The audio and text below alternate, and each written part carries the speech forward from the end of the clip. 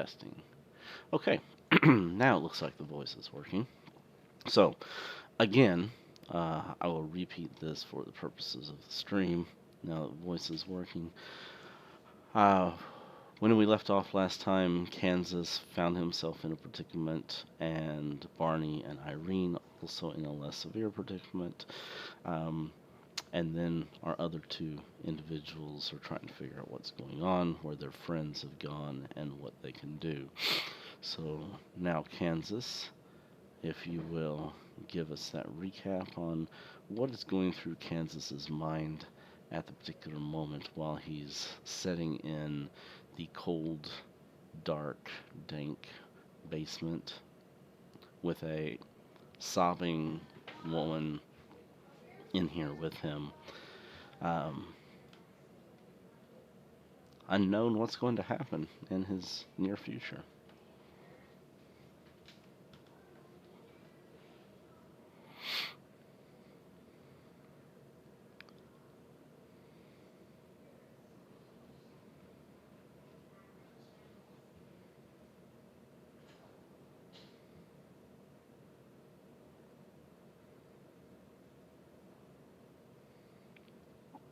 All right, and so Kansas is feeling pretty desperate indeed.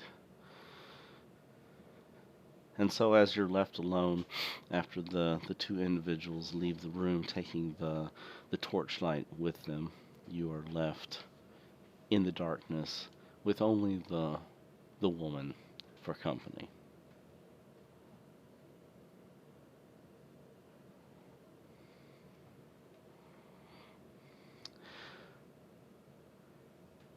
The only thing that Kansas really knows about the woman was that the investigator had questioned her, having something to do with the Black Pharaoh, and she said that it was an old but dead cult in Egypt, and she really didn't know a whole lot about it. It is known that she does frequent the Blue Pyramid, and that she owns a spice shop. And that was really the only things that you knew about Shafiq.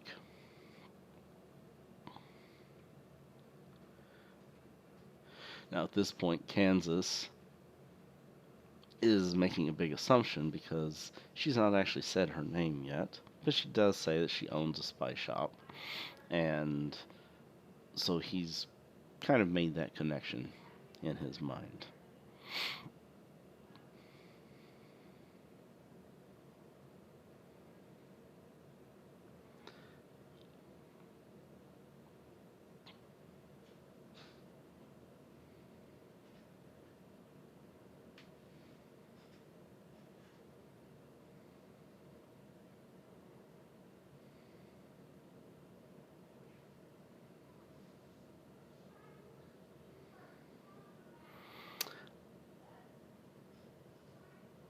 I think you might be confusing the dancer with the spice lady. The dancer was the one who met up with Charles in the alley out in the street and talked about her brother being killed.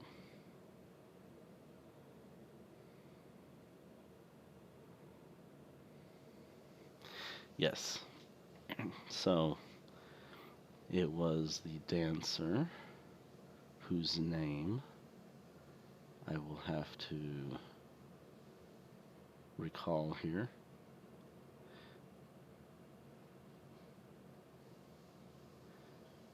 Yalisha. Yalisha Assam. She is the dancer who came up and talked to Alonzo and asked him to meet her outside. Then he and Barney went looking for her, and she had the brief interlude with Alonzo. I'm sorry, not Barney, Charles. Um, had the brief connection with Alonzo and Charles out in the alley, the streets, and talked about her brother. and her suspicions of the cult operating out of the Blue Pyramid. Now, on the other hand, we have Zahra Shafiq, who is a spice shop owner, and whom the investigator had questioned, but really didn't have any connections or leads or anything other than just knowing that she had gone to the Blue Pyramid.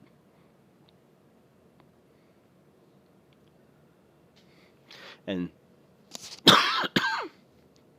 that is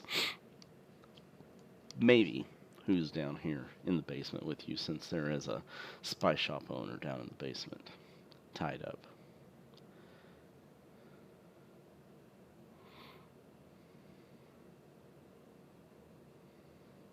Alright, Barney, welcome back. Not much has occurred so far other than just recapping and tying up a few mistaken connections.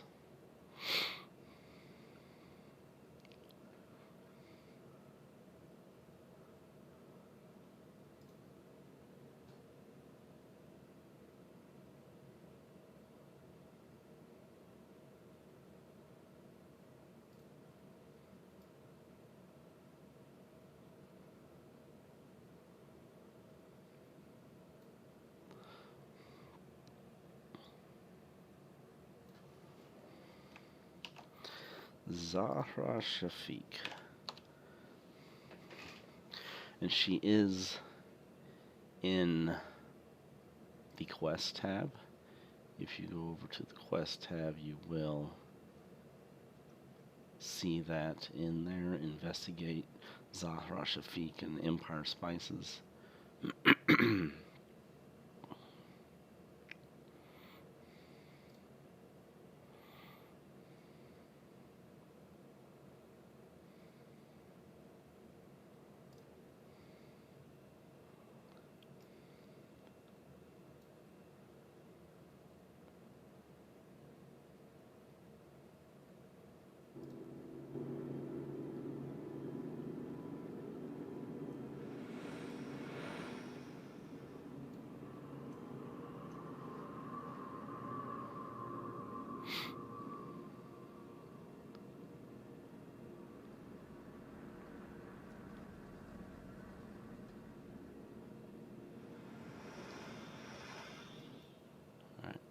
Second here. Looks like I'm getting that reverb back in again on the sounds. Technical issues all the time. That's what happens when you add in all this extra stuff.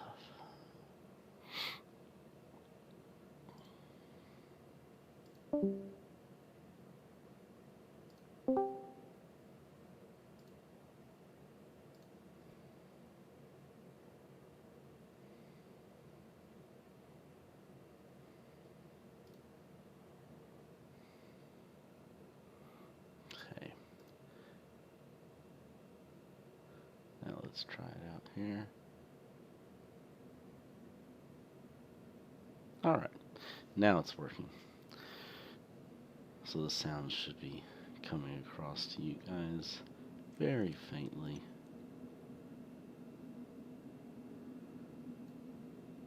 Just kind of an ominous dungeon, basement kind of ambiance. And I'm not getting any reverb back in my headset.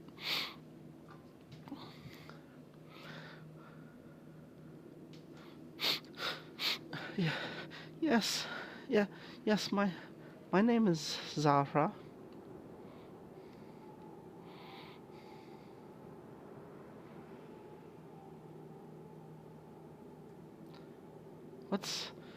What's gonna happen to us?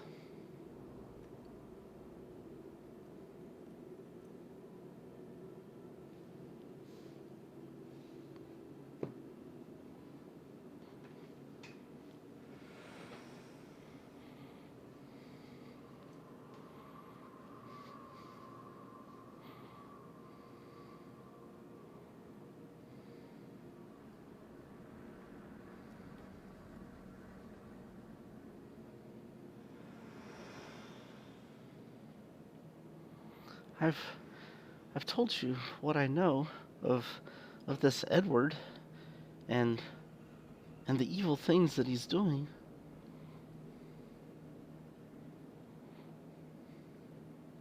You heard from those two men what they intend to do with us, some sort of sacrifice.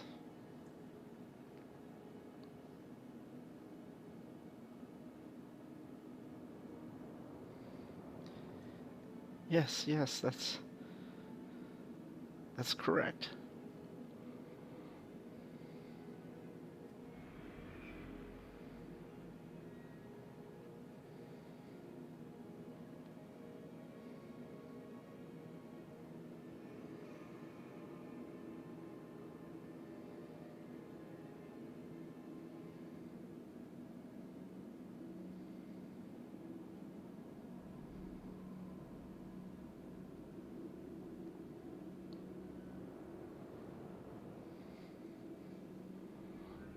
Well, when the inspector talked to me, that is what I believed. But his questions got me thinking, and so I started checking into it.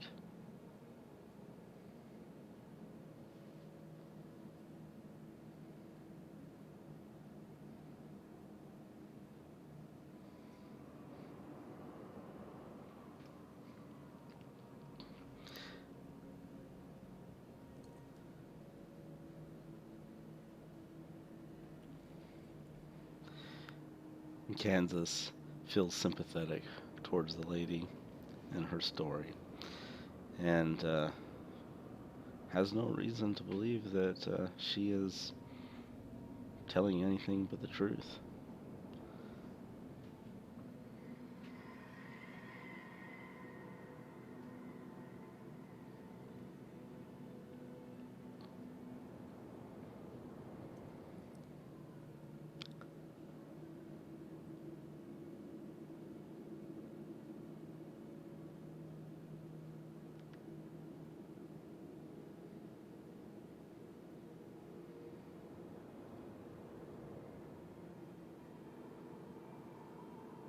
No, my legs are tied with the ropes.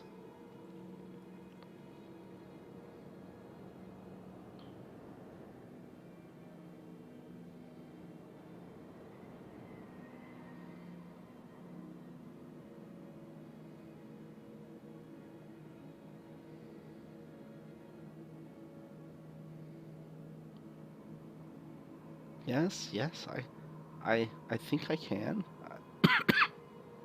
My ropes are not that tight.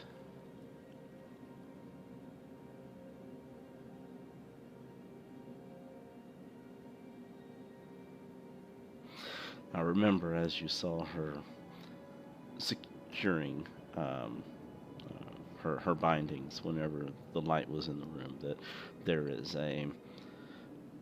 almost like a pitten with a ring attached to it, driven into uh, the brick stone wall of the basement.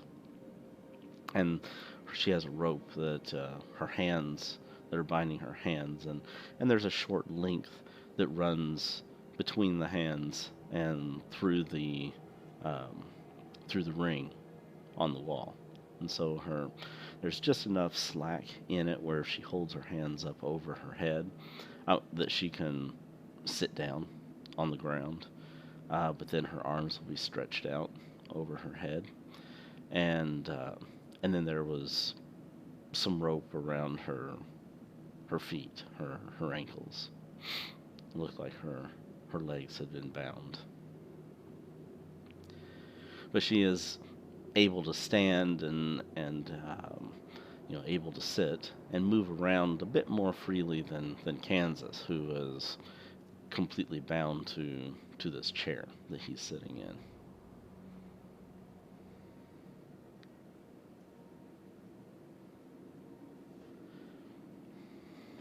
With my teeth? I I guess I can try.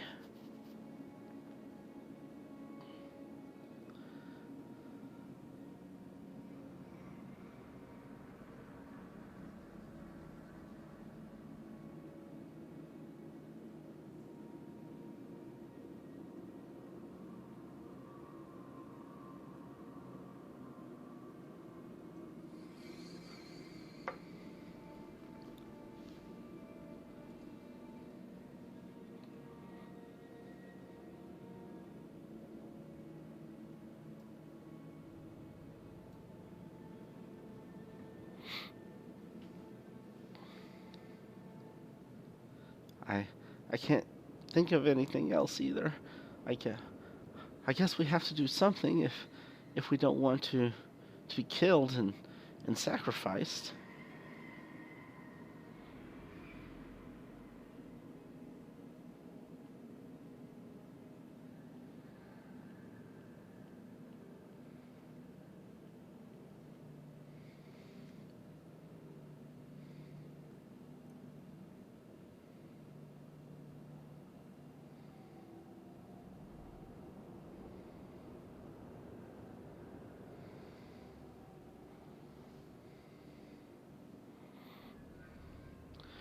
All right, she was a fair distance away.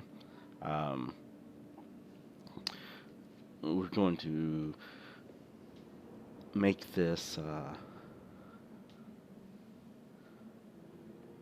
incremental skill check here to determine how close you get to her before something happens, or if you successfully make your way over to her. We'll say that it'll take 3 attempts to of hopping your chair. Now it's not just a single hop, but um, one attempt will simulate several scooches or hops or whatever it is, but it'll take a accumulation of 3 attempts to make it all the way over to where she's at.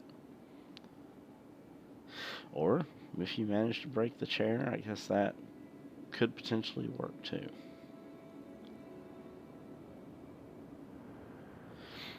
So, how do you want to try to do this? Dex roll would be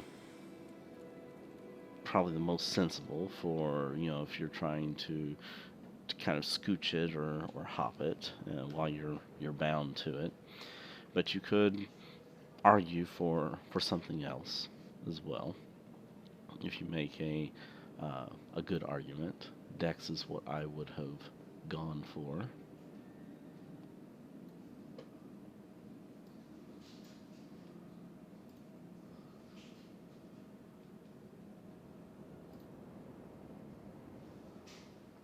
Okay, so go ahead and give me your first Dex roll, and we'll see how your first little foray.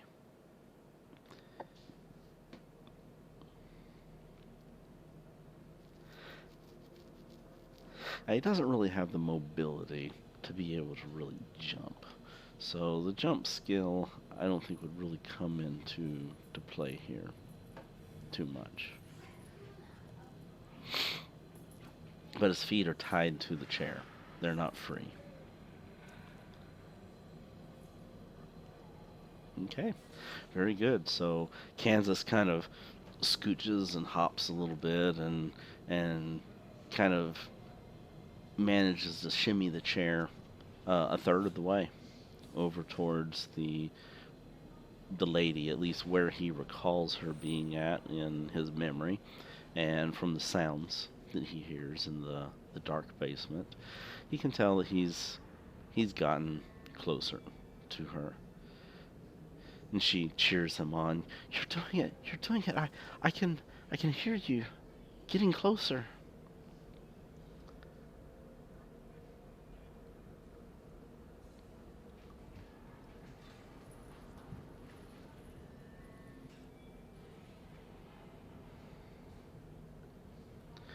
And again, he continues to scooch across the floor, closing another third of the distance for a total of 2/3 now. And he feels in his gut that he should almost be there.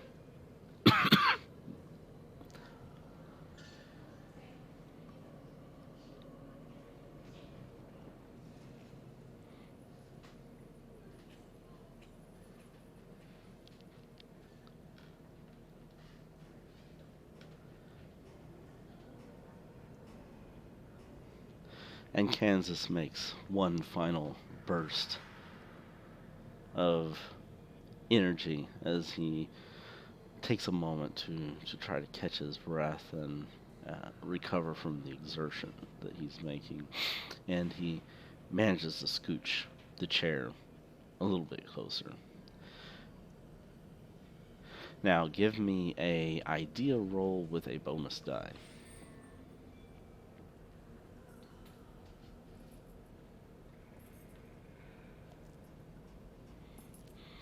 And you did successfully plan out your trajectory, and you didn't get turned around in the darkness.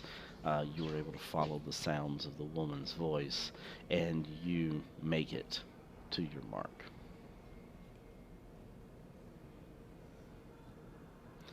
You kind of bang up against the wall with your chair, and she says, I hear you. You're right here by me."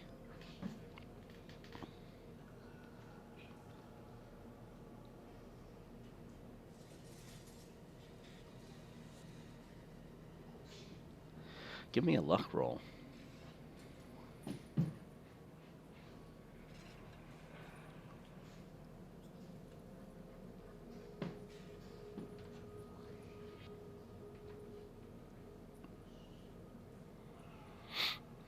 Okay, so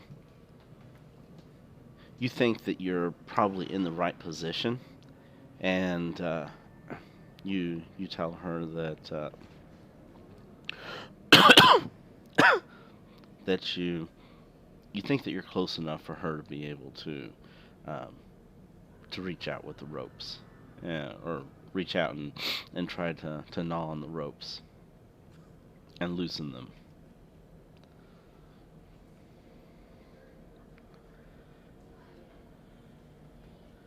At least that's your thought. You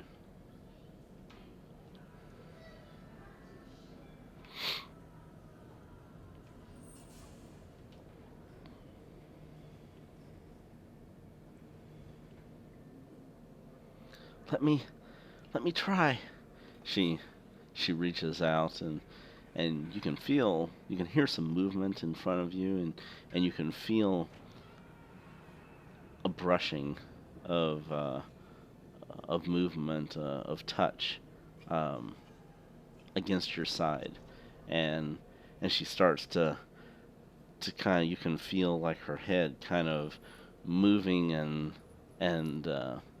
nuzzling around, with her face, trying to find the ropes, and her face is kind of on your hips and kind of making its way towards your groin.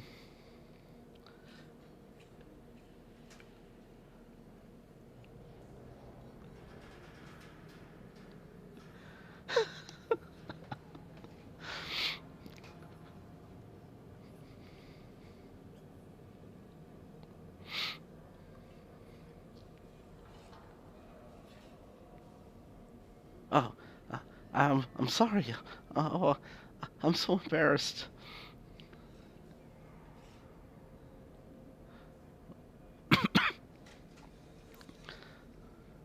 Let me let me try the other direction. She kind of stretches out the other way. You can kind of feel some nudging and some movement. You finally feel her hair brushing across your hands.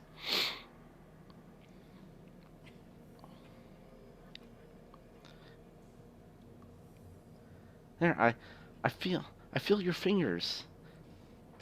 Now okay, I think I feel the ropes.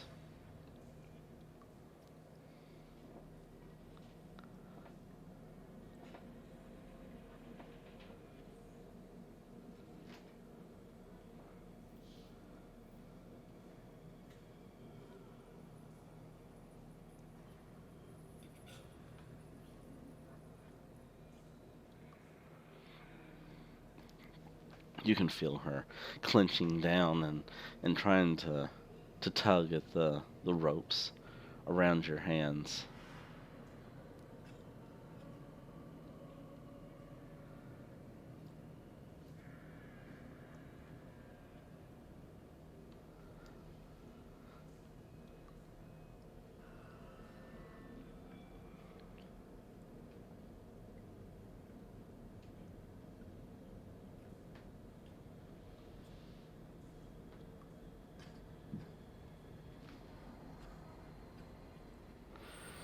she starts to kind of gnaw at the ropes a little bit, and it feels like perhaps maybe that might be making a little bit of progress, although it's marginal at best at this point.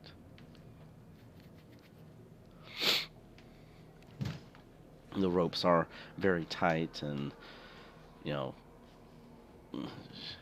what good can a dainty little mouth and neck do at trying to gnaw through those thick ropes, or try to tug them loose? I don't know if I'm doing any good.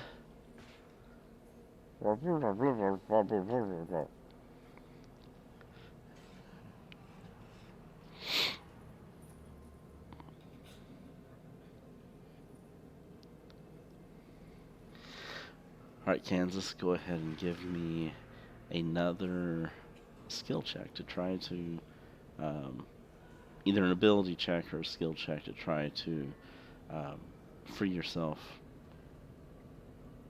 from the ropes.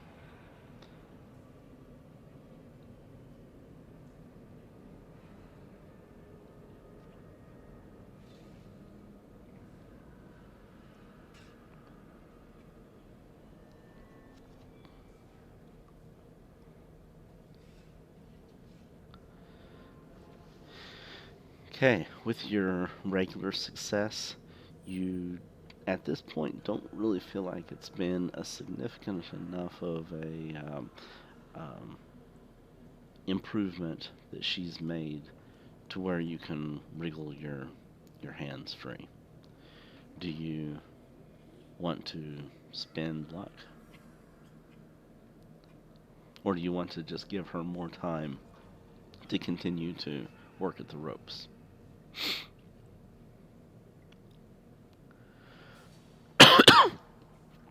Alright. You continue to give her more time.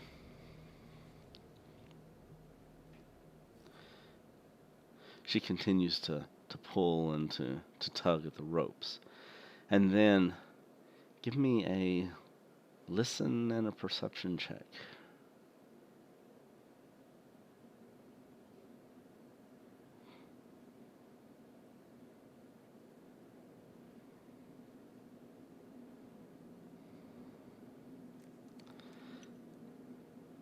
Okay.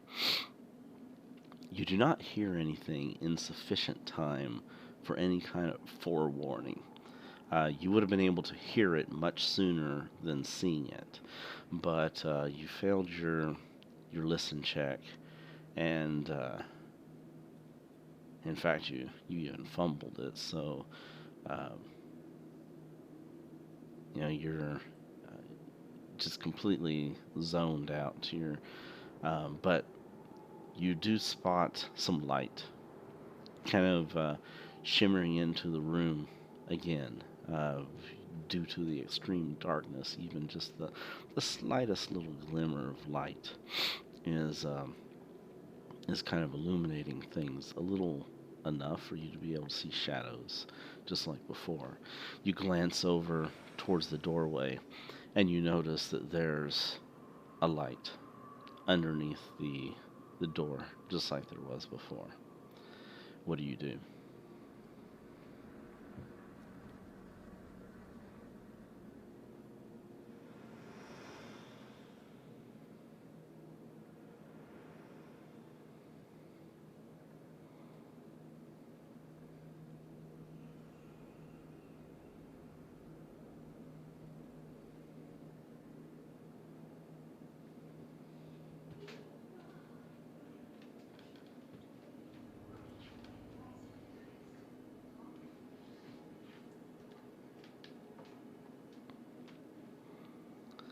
And at this time, Kansas is just panicking so much he struggles with his hands, and he's not able to make any kind of headway at all.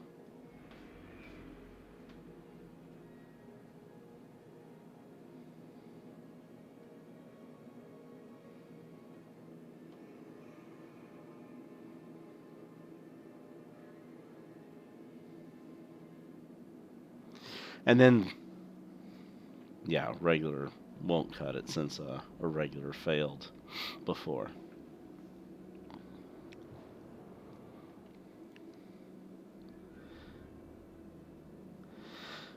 And then the door opens.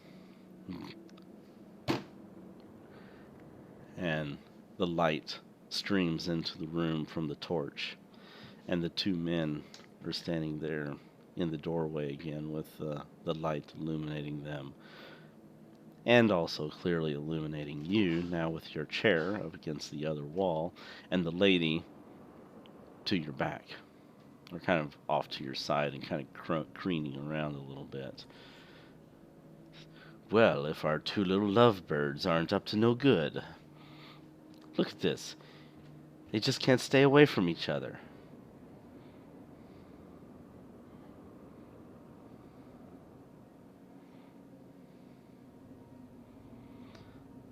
So what are you two little doves up to?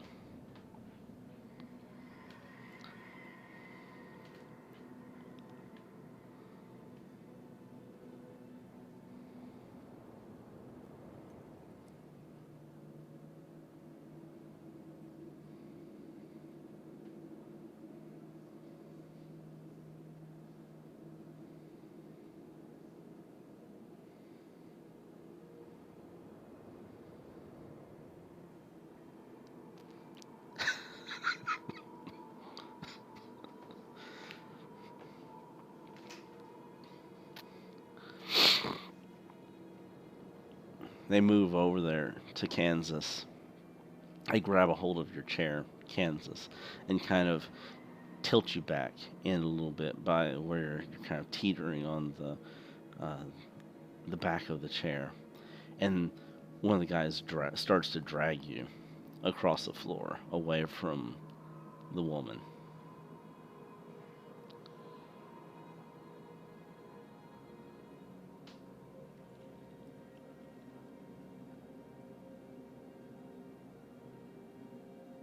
Okay, at this point, since he's right here beside you, you're going to need to make a sleight of hand roll to keep it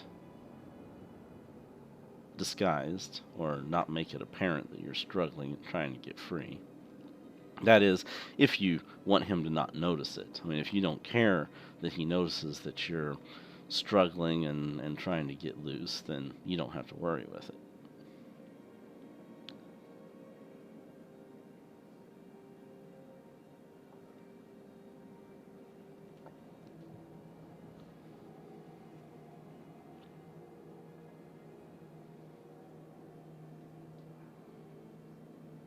Okay. He drags you away from the woman back to around roughly the same location as to where you were sitting previously.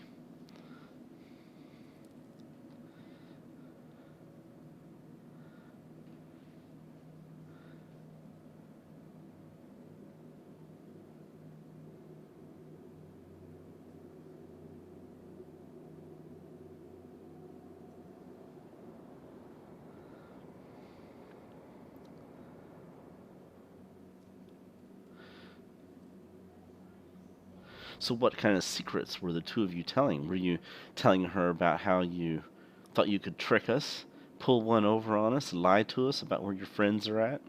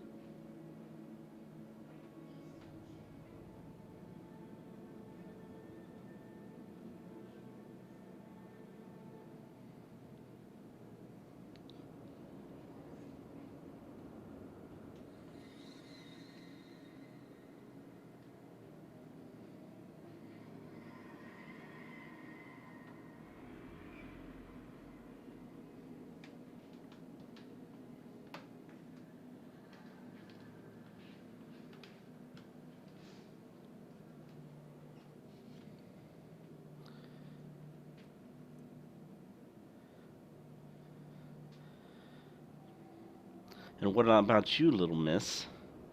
We went by your place. Found some guys snooping around the place. Or at least we heard them. Someone down in the basement. We shut the door and trapped him in there.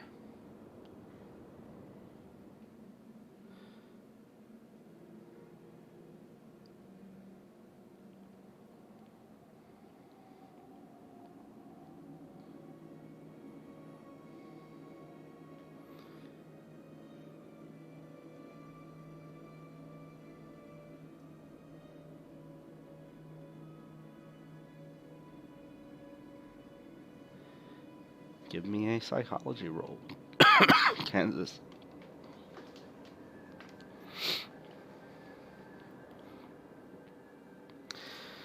She has a look of surprise on her face, kind of like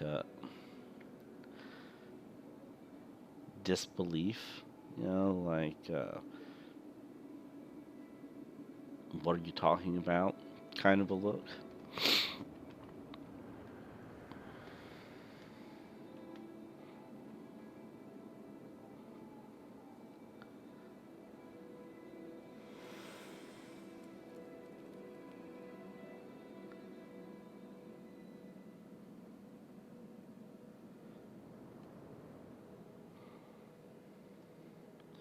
Yeah, we'll find out what's up with those two later on. They some friends of yours?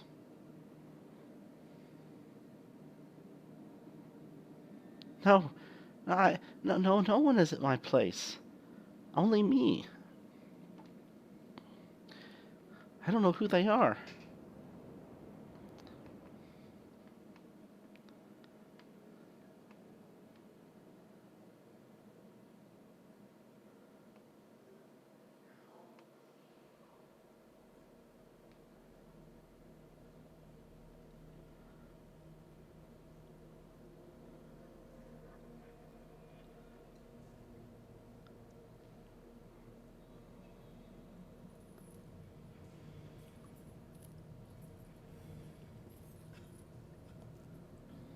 Yeah, well, I don't really believe you. We'll see if you are a little more truthful when you pay a visit to our pet.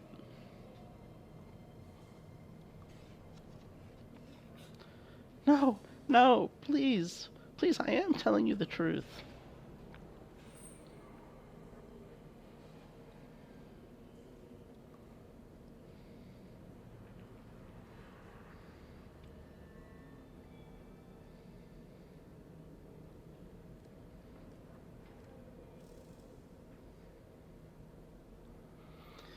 And then one of the guys, he reaches out, he grabs a hold of her by the hands. The one without the torch. The big muscular guy, the one who nearly broke Kansas's jaw. He grabs her by the hands. He pulls out a knife as he holds her hands up against the wall, and he brandishes a knife up in front of her.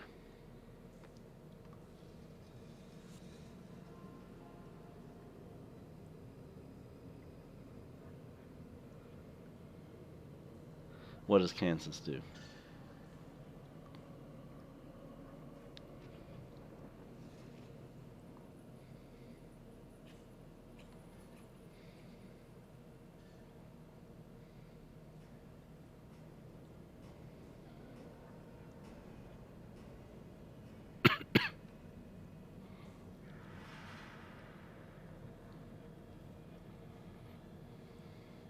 He glares back at you. He says, "Shut your mouth, little man. I'll come over there and sock you in the jaw again."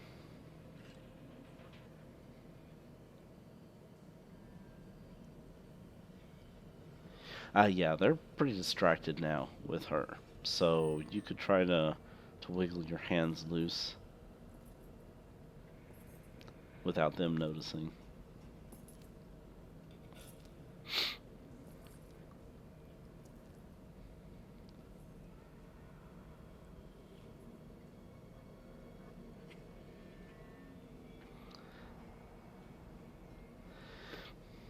All right, and even though you you feel like you're getting a little bit of motion, you're getting a little bit of movement, it's just not enough to be able to pull one of your hands free. It's starting to loosen up a little bit, and you can kind of just barely start to be able to pull, your wrist around and everything, but you just can't get the meat of your hand through the rope. And as Kansas continues to work on the ropes, the man, he takes the knife and he thrusts it forward to the woman and drives it up, and he cuts the rope between her hands, freeing her from the wall. She kind of collapses a little bit out of shock or fright or whatever as he comes in with the rope. I mean, as he comes in with the knife, almost thinking that he's going to slice her throat or something with it.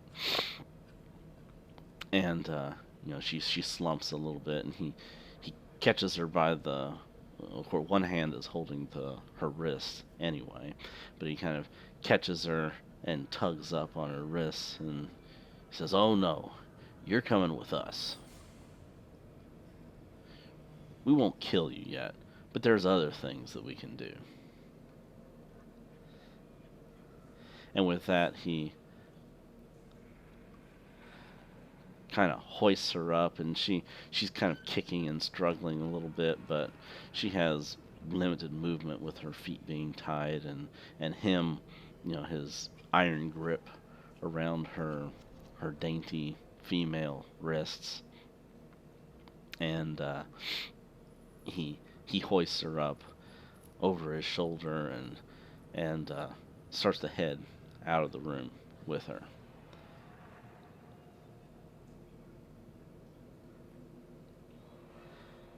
The guy with the torch, he looks over at Kansas now.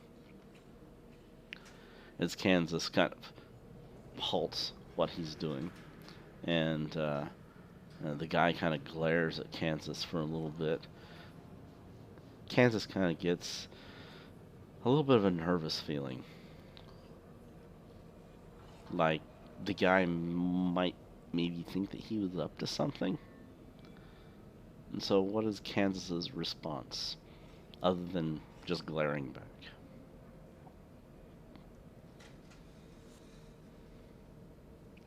With him taking the lady from the room, and the guy now giving him the stare down of suspicion.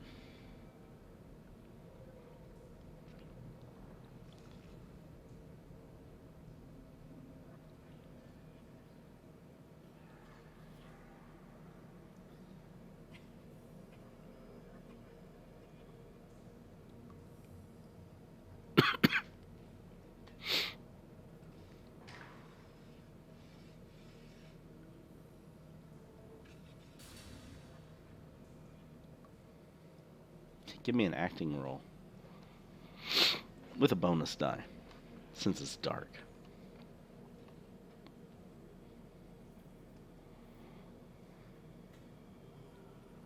Actually, give me 2 bonus dice, because it's dark, and you are actually bound. You don't even have acting. Well, this will be a perfect opportunity for you to learn a little bit about acting.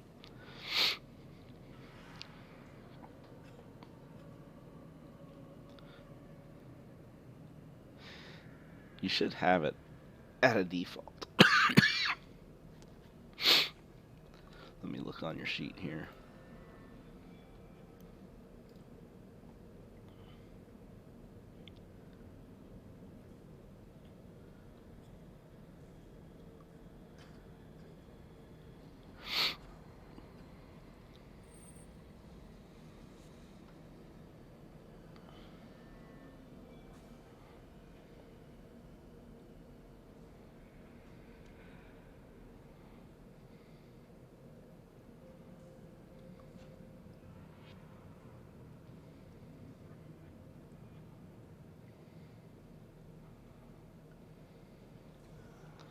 All right, you get two bonus dice, man.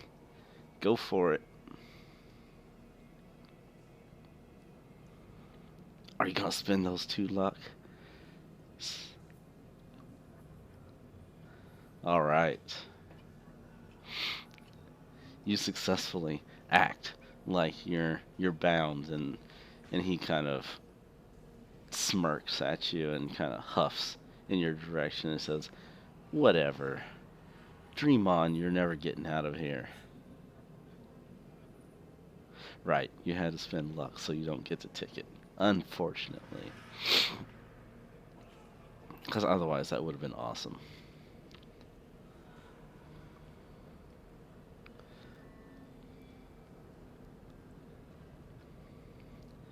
But you do keep him from coming over to check you out. So, he kind of snuffs at you and tells you, dream again, you're never getting loose from those bindings.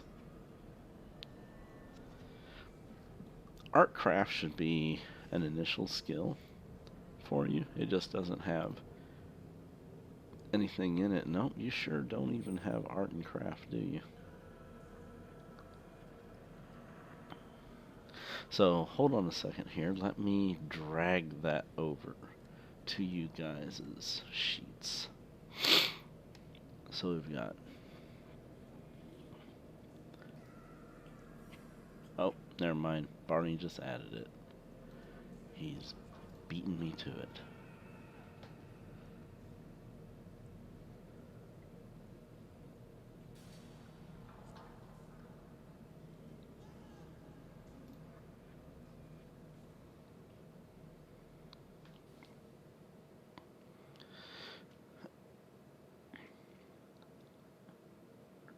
Okay, anyway, he huffs, he turns around, he leaves the room, shuts the door behind him.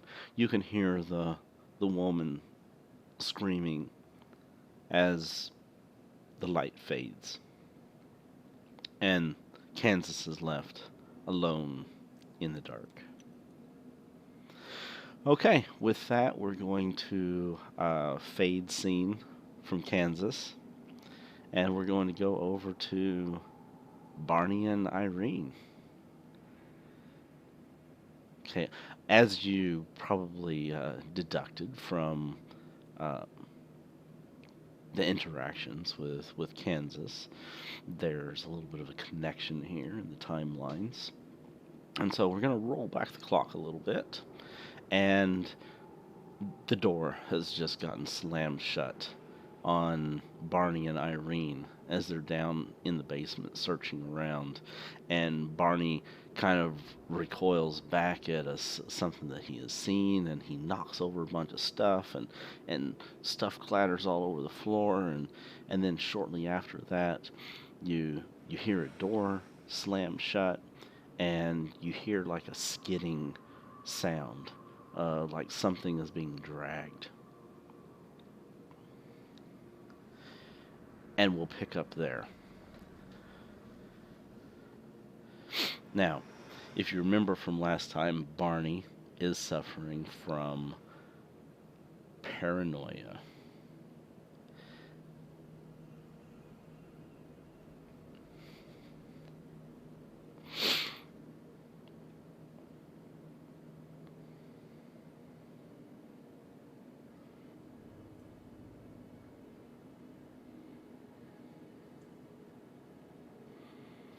I'm not going to bother going into initiative for this, but we will take this kind of round by round, per se, just to establish the passing of time for Barney in his paranoid state.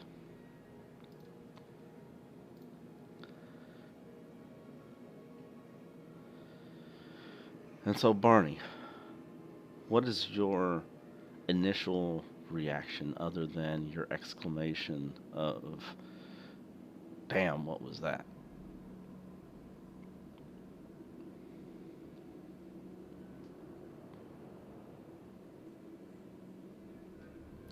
True, it's not really paranoia if it's happening, but it is a sensible response. And it could still fall into the paranoid frame.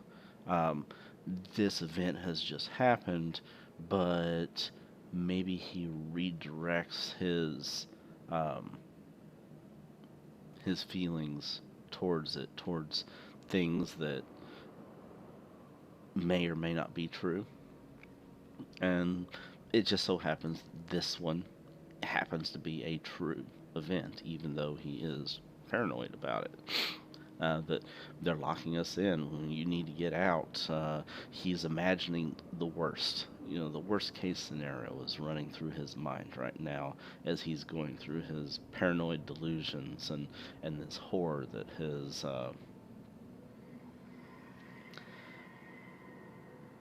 has racked his mind.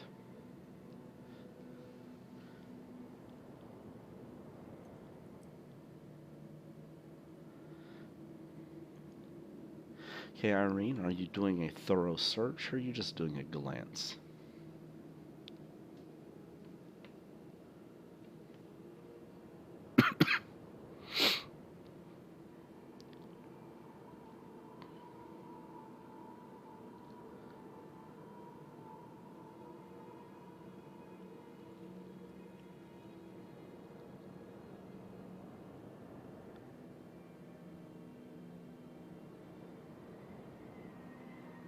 The door is not locked. If you recall, Irene had unlocked the door in order for you guys to be able to come down here. Whoever it was that shut the door did apparently not have a key to lock it back. So it is unlocked.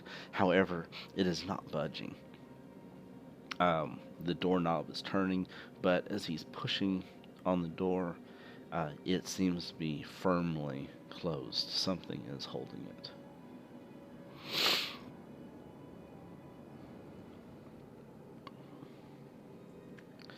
Irene does not have a flashlight, correct? It is just Barney's light.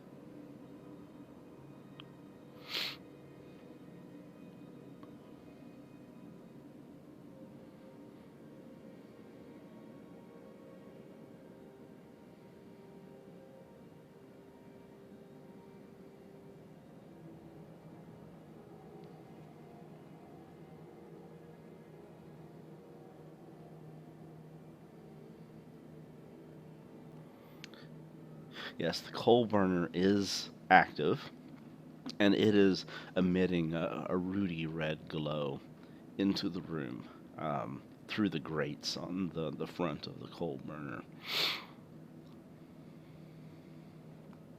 The the um, the air intake is opened up so that it can get some air, and a red glow is emitting out of the coal furnace. It's not really a whole lot to see by, but it does emit a little bit of light. Barney's flashlight easily overpowers it when he shines it around, but at the moments that he's not shining it in a direction where it illuminates what Irene is looking at, she can see just a little bit of a reddish, shadowy kind of dimension to the room.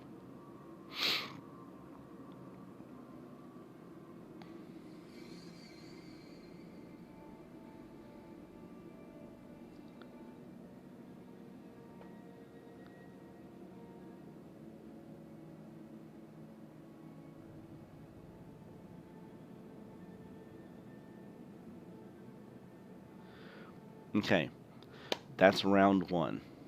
Barney, you're struggling at the door. The knob turns. It is not budging, and you're kind of pushing against it.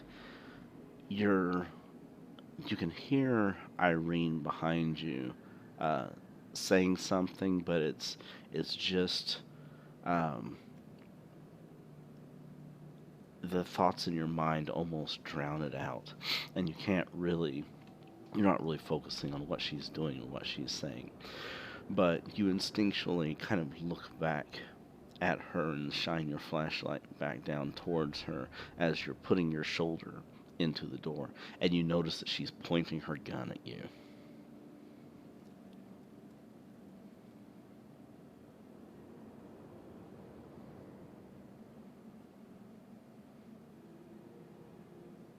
Oh, towards the murder room. Okay, when you said you were pointing it at the door, I thought you meant you were pointing it at the basement door.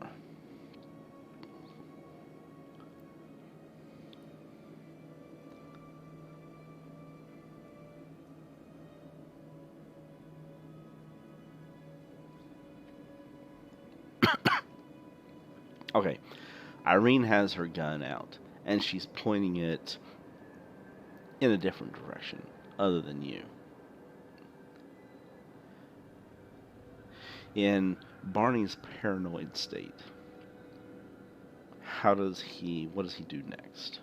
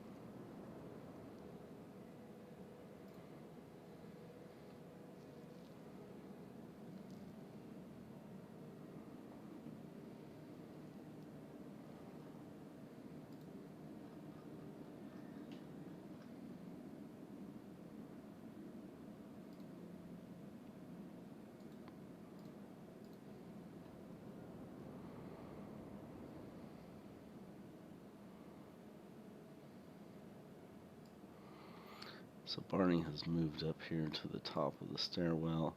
Irene has backed out of the room.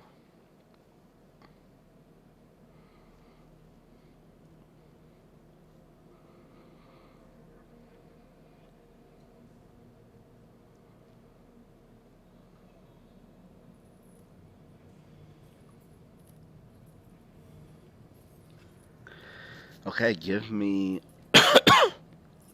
a roll to try to bust it down, just out of pure brute strength, pushing and budging into it.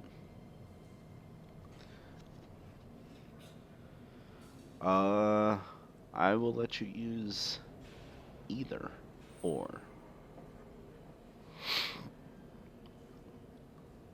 If you're just trying to use your pure mass to ram into it, or if you're trying to apply specific, strength.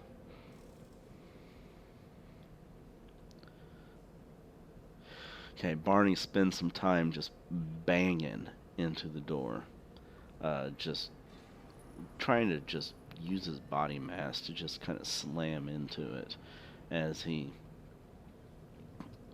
just futilely attempts to to bust this thing down, and it is not budging one bit whatsoever. Irene can hear bang, bang, bang off to her side, up the stairs. And she keeps her gun trained into this. Excuse me 1 second. I need to get some water.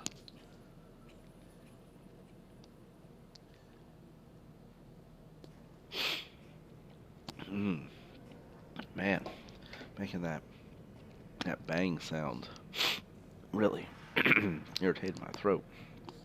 Alright.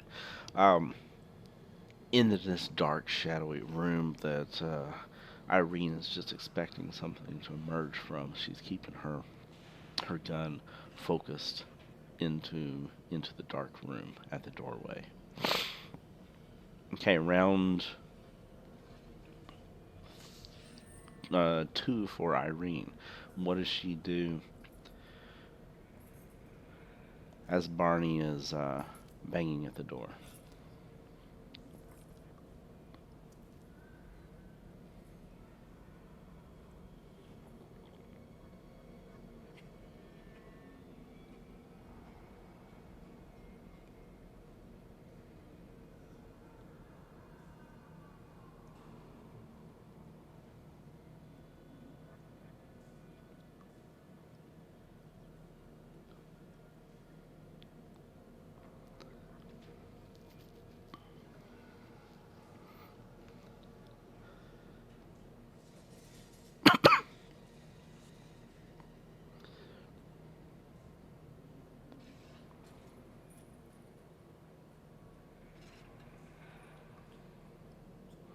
Okay.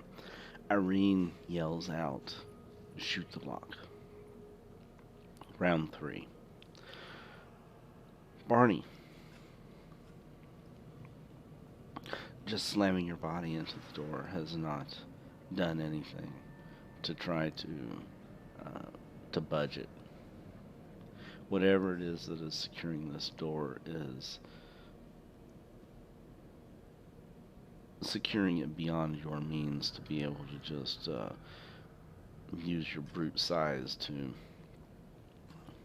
budge it.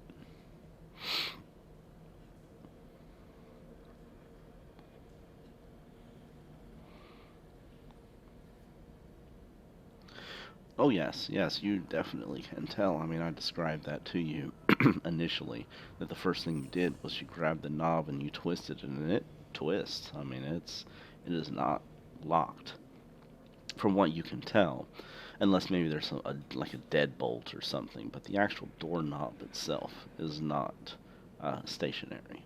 It does twist. Actually, in your paranoid state, I don't really know that you're really thinking very rationally about anything right now. Um, your mind is screaming, "Get out of here! Danger, Will Robinson!" Um, you that is like number one thing on your mind, and in fact, you might even be looking at people to blame for you being in this situation.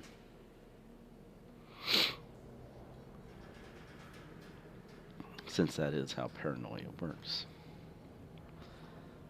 Thinking that people are guilty that are not guilty.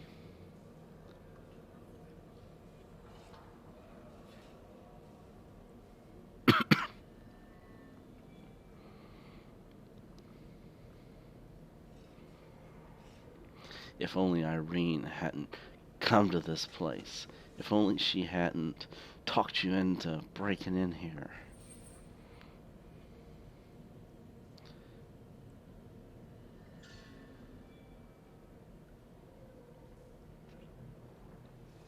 No, you don't need to roll anything at all. You hit it.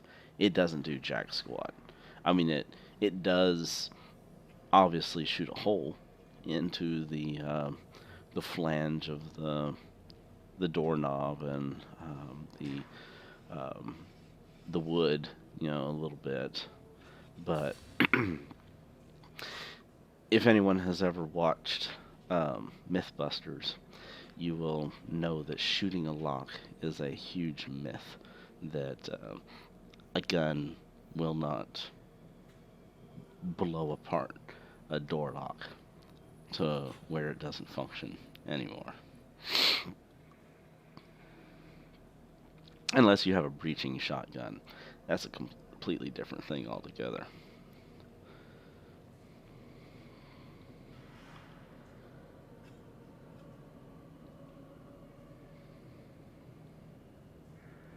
Alright, so Barney fires off his pistol. Bang! Actually, here, let's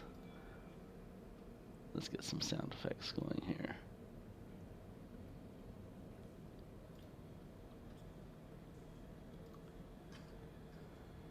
And so Barney, at Irene's request, he steps back for a moment, and he points his gun at the door and fires off a couple shots into the door.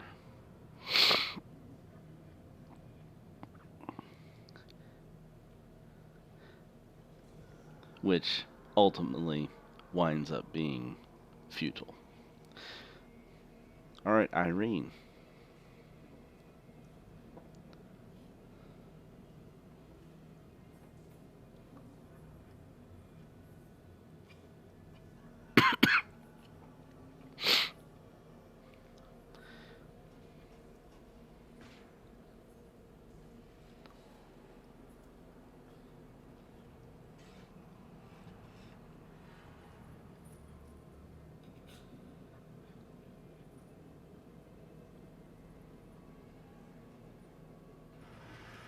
Yeah, not unless you want to pull him out of the way or something.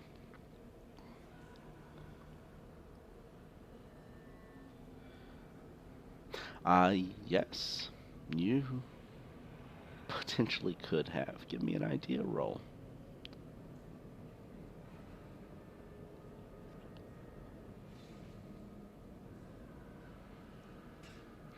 Yes, Irene actually remembers several things about the basement. She remembers. Let me get back to the description of the basement here. She remembers one, that there was a coal chute that dropped coal into the room. She also remembers that there was a coal shovel. And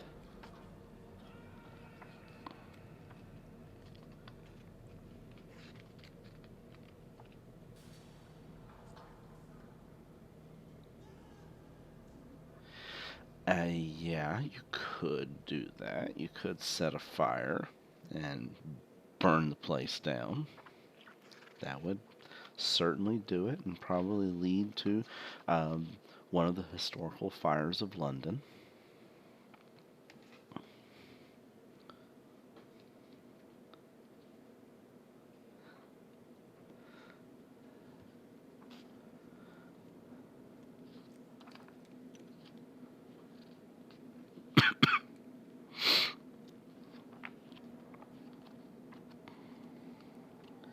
Let me find the basement here.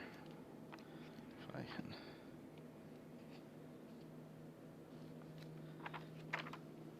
Here we go. The spice shop.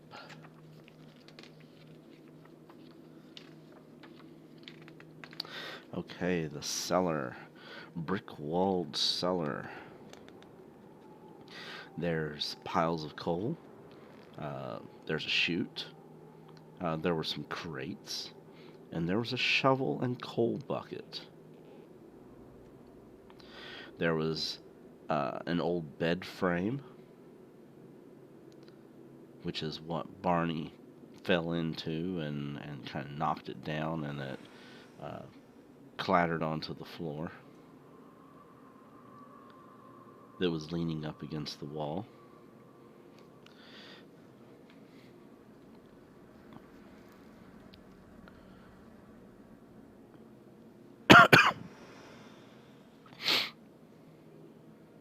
Irene is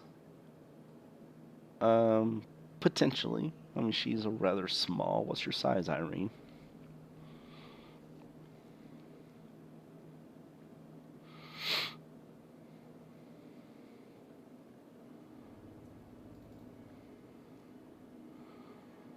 A size of 60.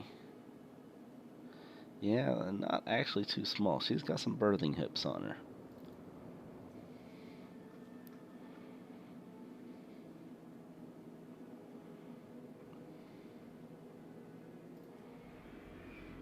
Holy cow. Barney's size is actually 55. So Irene is actually bigger than Barney is in a stature.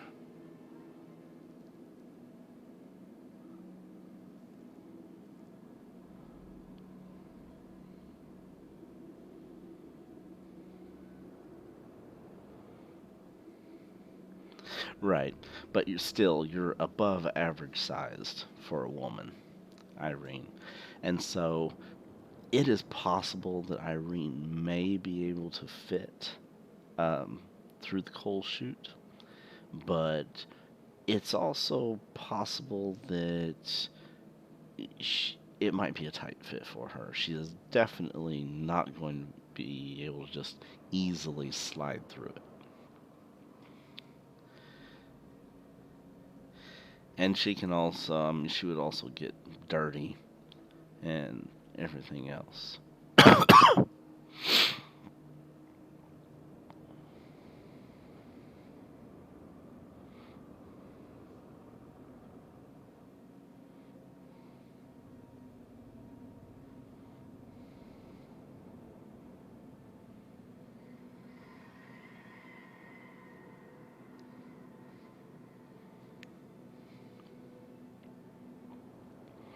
Yes, you wouldn't want to look like Mary Poppins or Dick Van Dyke, being the chimney sweep.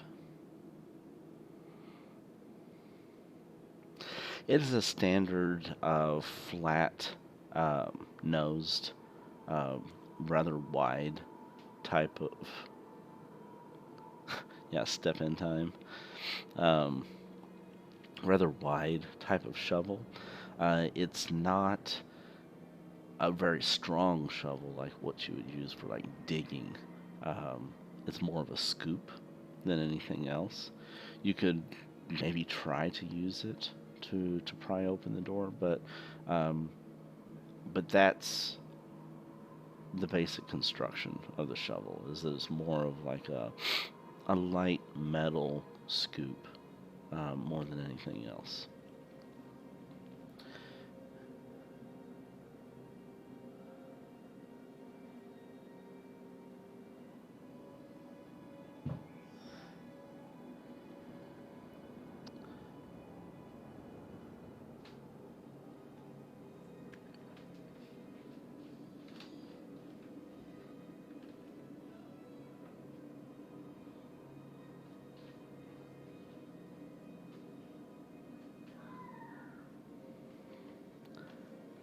Okay, so still, it's Irene's turn to. No, you cannot see anything in the murder room. It is the illumination that the coal furnace gives off is barely enough to illuminate the immediate room. It does not do anything for illuminating the other room that you opened up, other than just right around the doorway. And so you can see nothing into the other room, except for a bunch of darkness. Pitch black.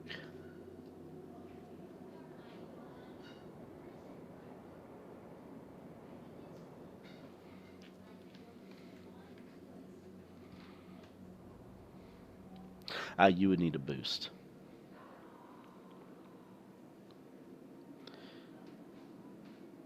Either someone to boost you up or to step up onto something.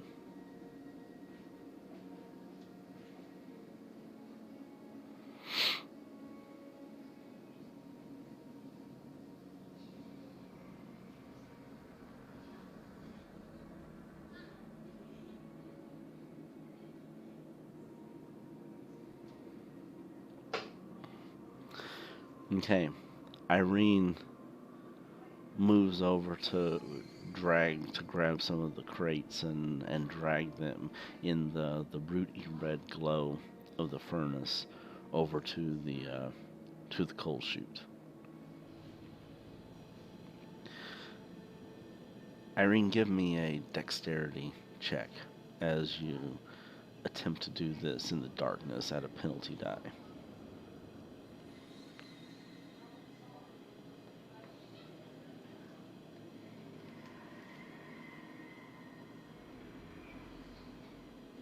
You can just roll a single one. Okay, that makes that a 96. And so that will be a failure. So Irene is moving the crates over. She's trying to stack them up or get into a position in the dark. And she's having a really tough time at it. Both kind of in the panicked hurry, and then also with it being dark. The she's kind of tumbling over stuff. She's tripping over debris that's on the ground and stumbling, and just generally having a difficult time of it. Barney, give me a psychology roll.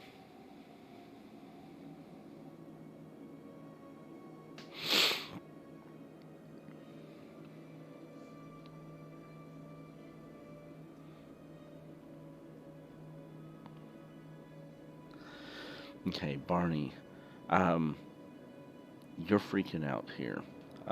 You feel like something is coming after you, You feel like the hairs on the back of your neck are kind of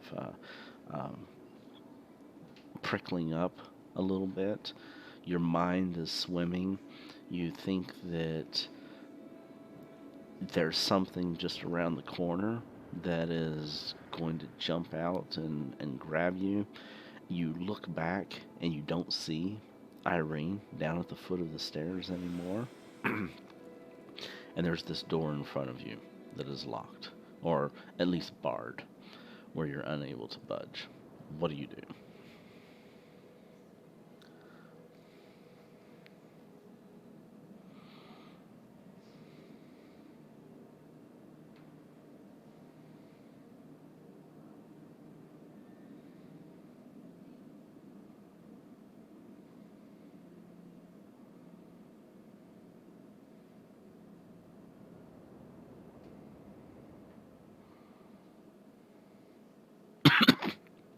Okay, you try the door again, and it's still not budging.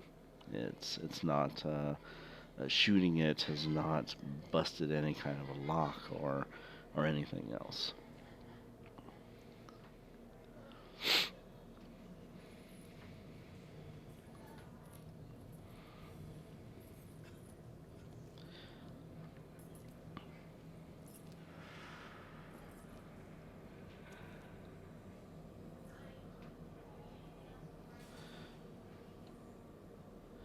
Okay, that was Constitution. Isn't there strength? Yeah, Constitution is more like endurance and um, having the uh, when you're trying to do something over a prolonged period of time. And so this would be more fittingly a strength check if you're forcing it.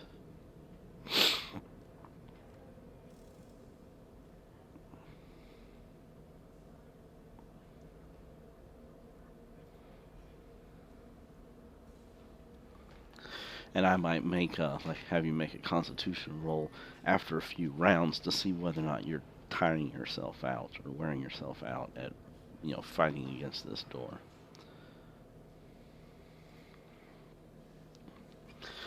Irene, you hear Barney continuing to slam at the door, to shove at it as he's grunting and groaning, and you almost think you hear him whimpering a little bit, almost as if he's about to wet his pants, or he's straining something as he's trying to force the door open.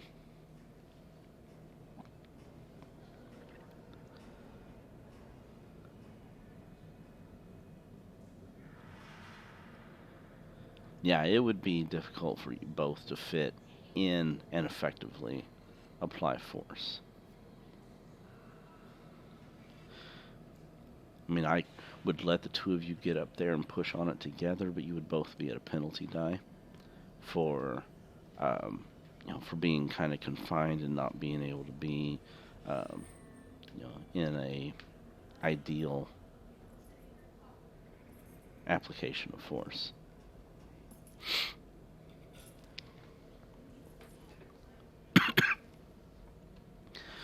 So Irene, you're kind of stumbling around down in the darkness of the basement, trying to get these crates uh, double stacked on top of each other as you try to get out of the coal chute. I think we're on like round 4 or 5 now. I think this is 4. After Irene goes, it'll be 5.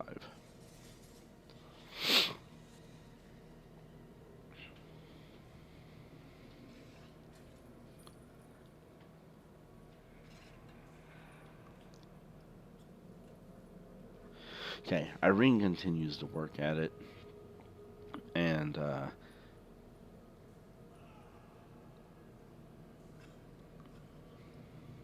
yes, it is dark in there.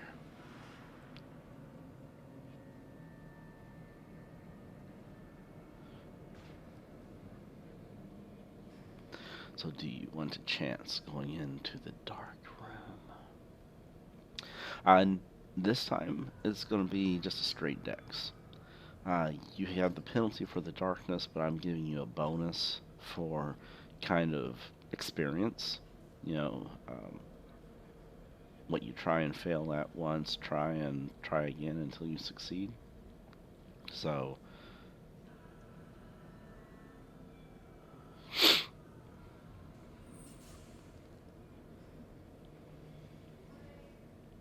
are you going to spend your luck?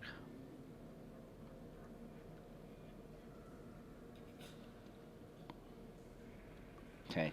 Irene continues to stumble and struggle as she tries to get the crates lined up and stacked on top of each other, and she's having a hard time, lifting them up into place. And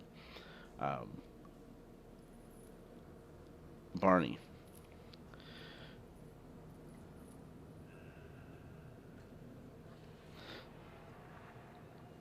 you have tried to push open the door. You've tried to slam open the door. You've tried to shoot open the door. Nothing has succeeded.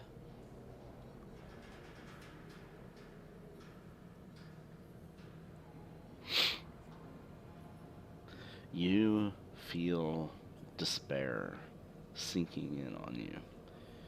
You know down in your heart that you are doomed to spend eternity in this basement with Irene. Oh, the horror.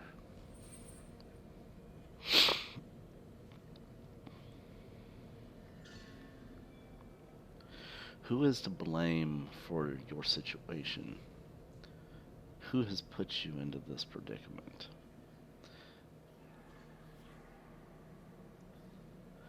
I want you to think about those things as a character, not as a player who's trying to be nice to the other players or anything like that.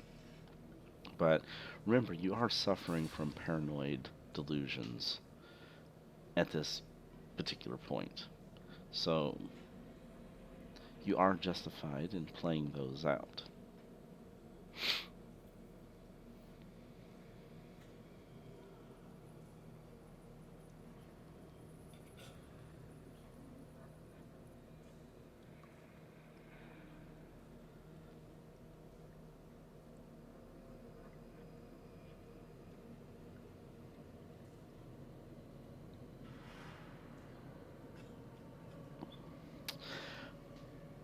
I'm going to push you a little bit more into this. Barney's not the kind of guy who would just give up. He wouldn't just sit down and give up and just lean against the door. He would look for something to do. He would look for some way to get out. He would look for making the people responsible for this pay, whoever they might be.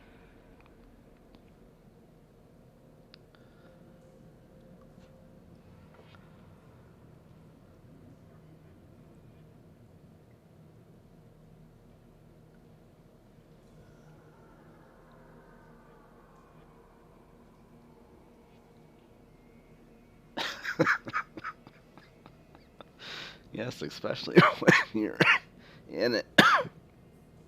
Oh, don't make me laugh with this cough.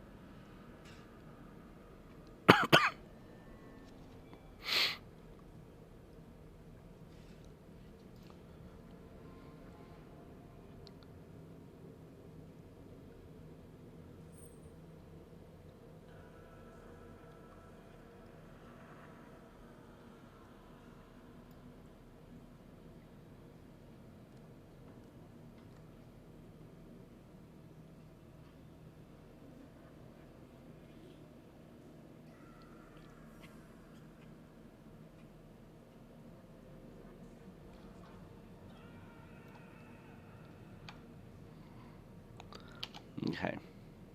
I am going to post something here for a little bit of thought.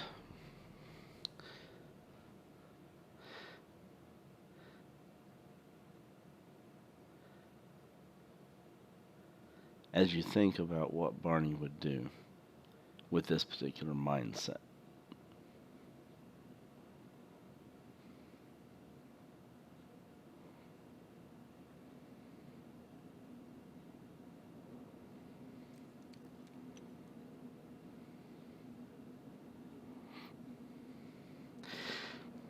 And what I'm getting at here, Barney, is that I'm not saying you have to go downstairs and you have to start shooting Irene. That's not what I'm getting at. I'm not even saying that you have to punch Irene, but Barney would be having some sort of a irrational fear.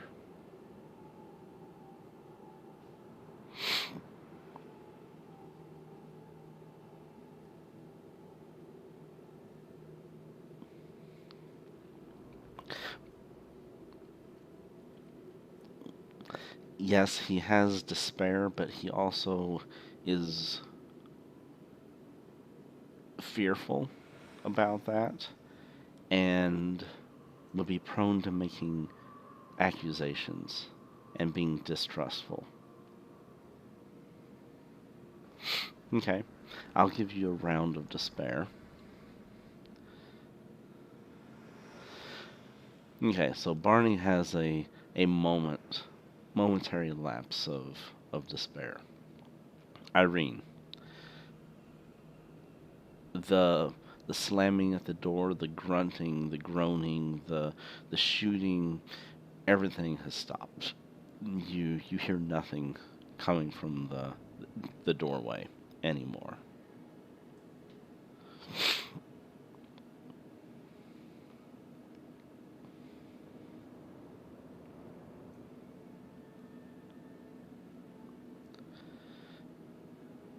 Irene comes around into the and peers up into the stairwell.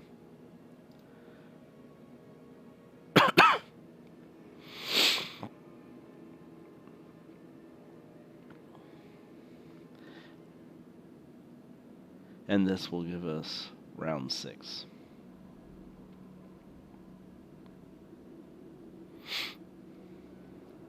Okay, go ahead and give him a psychology roll.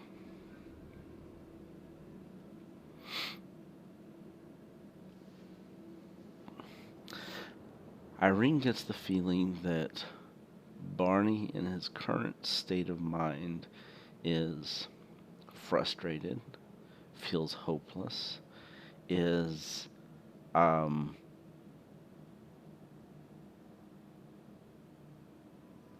of freaking out, that he is maybe perhaps trying to process the situation that he's in and trying to figure out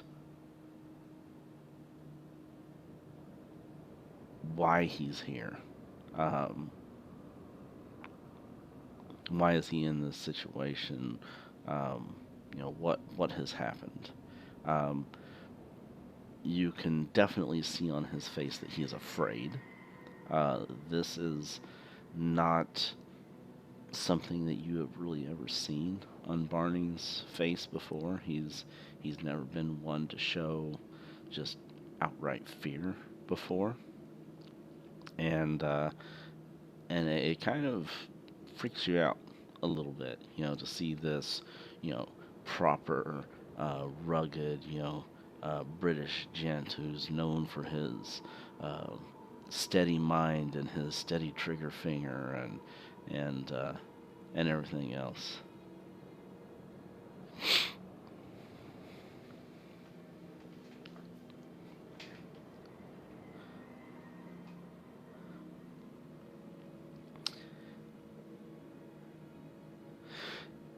Yes, she would probably have somewhat of an idea. She wouldn't really know exactly what type of psychosis or anything like that, but she would know that he has suffered some sort of mental trauma here.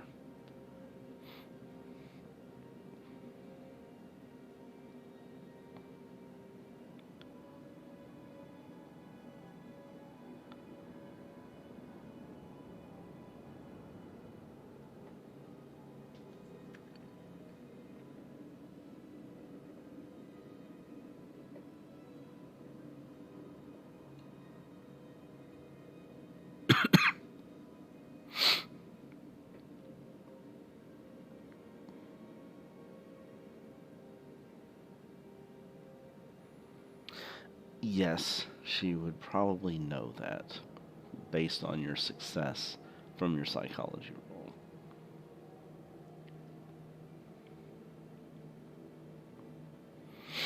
Okay. Irene continues to stack the crates. And give me another dexterity roll. This time with 2 bonuses. Actually, no, you just made an even roll last time. So with 1 bonus die.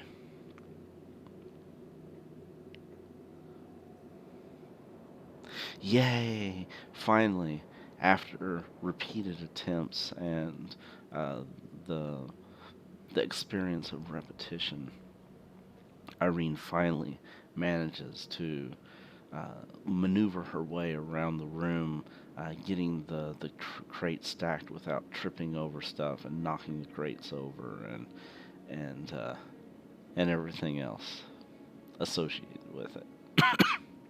She manages to. Part of this was not only just navigating the room, getting the crates stacked up, but also trying to get up onto the crates. And that was kind of the whole process. In the darkness, Irene was getting wobbly on the crates, and they were tipping over, and she was tipping over, and she was tripping and falling and everything else. So it wasn't like she couldn't stack one crate on top of the other. It was kind of a holistic, kind of a thing. But she does finally get the crates moved over into an appropriate position, stacked on top of each other. She manages to crawl up on top of the crates, and she is in reach of the coal chute. She can reach up, touch the edges of the coal chute with her hands.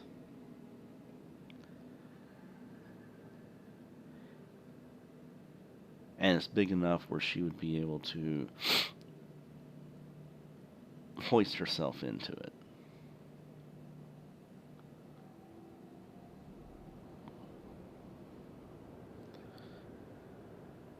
As you reach up and you grab a hold of it, you stir up the coal dust, and you kind of cough and choke a little bit, and you can just feel the grit on your hands. In the darkness, as you reach up into this coal chute. Are you going? And it is completely dark up in there. You really can't see anything. Are you going to flick your lighter to illuminate the?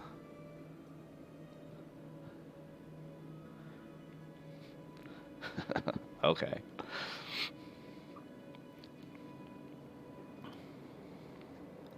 All right, Irene hoists herself up, and she starts pulling herself into the coal chute. Give me an endurance check at this point.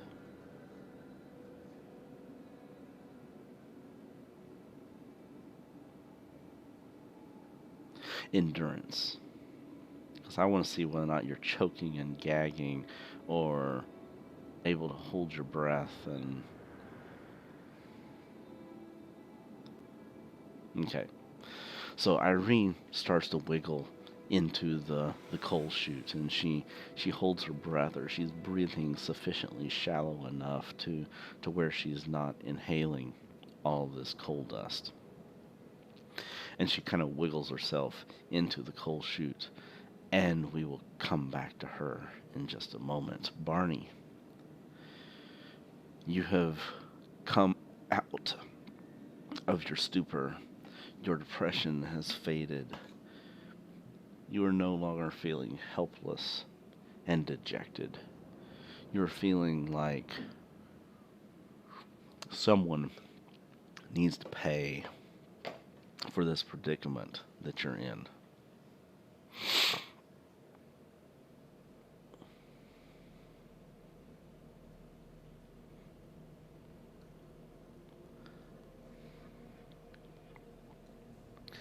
Barney, go downstairs and shine your flashlight around.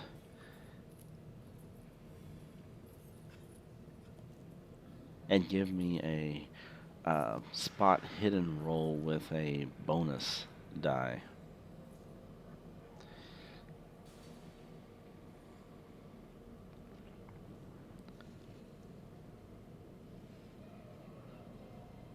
Okay, excellent. Barney shines his flashlight around the room, and Irene is gone. She is nowhere in the room to be seen. But then a little bit of motion catches his eye, and he shines his light up into the ceiling wall. And that is actually the furnace. I don't think you want to be inside the furnace, Irene. You're kind of over here crawling up the coal chute. And you see Irene's feet dangling out from the wall.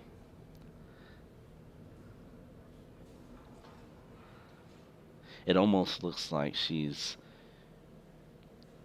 like kind of kicking her legs a little bit, and and it almost looks like if something has a hold of her and is like pulling her into the wall, and she's being nabbed, or something's trying to grab her and pull her, and she's kind of kicking and struggling a little bit.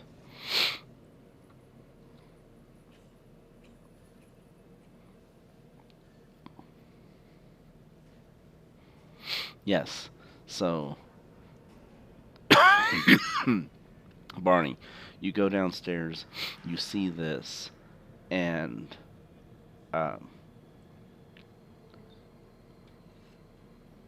what is your reaction?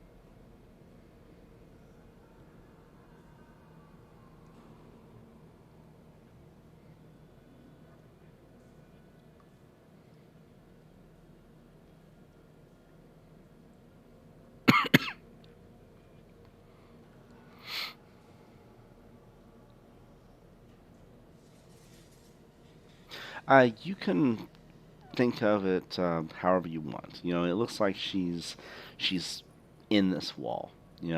And whether or not you can make up your own, decide what Barney's mental state is with that. Either she's trying to ditch him, or um, or she's being pulled in because something is trying to get you guys. I mean, you are paranoid, and so you could think that she's trying to ditch you, or you might think that there's something in this room trying to eat you.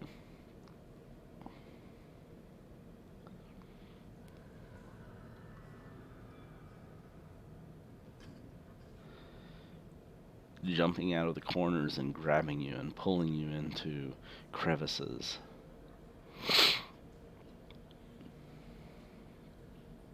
So, whatever you choose to to think about that.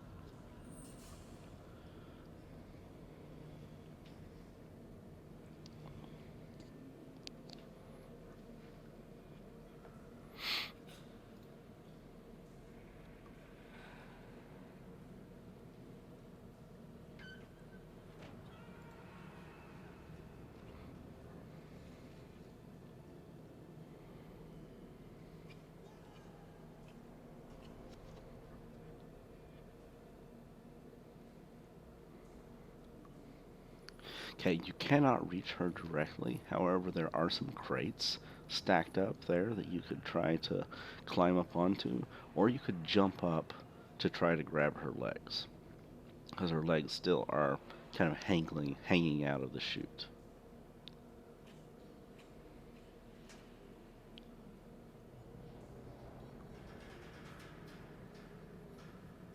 Barney jumps up and tries to grab at her legs, but he fails to get a good set before he jumps, and he comes short of being able to grab her legs. Possibly maybe also misses due to misjudging the distance in the dark or the dim lighting. Okay, Irene, what do you do?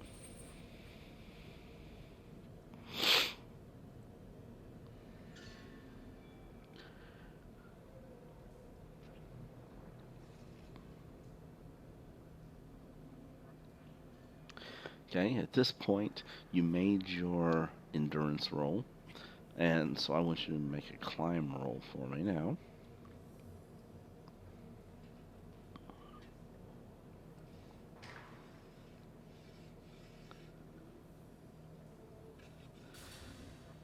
Okay, Irene kind of shimmies her way up through the coal chute. It is a very, very snug fit, but she manages to kind of shimmy her way through, and um, there's you come to a door, like a steel plate door type of a thing that is barring your motion. You can't move forward anymore. Okay, back to Barney. Barney, at this point, nope, you can't push it open. I mean, when you push against it, it does not just simply push open. And trust me, I know because I have a coal chute in my house. Because it was built back with an old coal furnace aged house, and there's a coal chute that I use to bring my firewood in through, dump it into the basement. And there is something special about the coal chute that keeps it from coming open.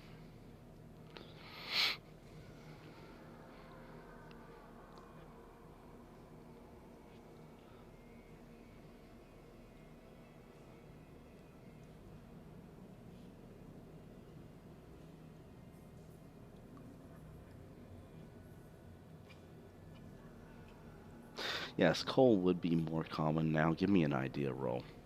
Actually, this will be for your next turn. We need to go to Barney. Now, Barney, Irene disappears into this coal chute.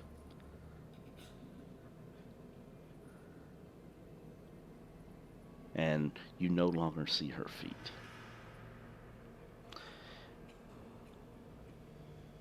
At least you don't see her feet sticking out of it anymore.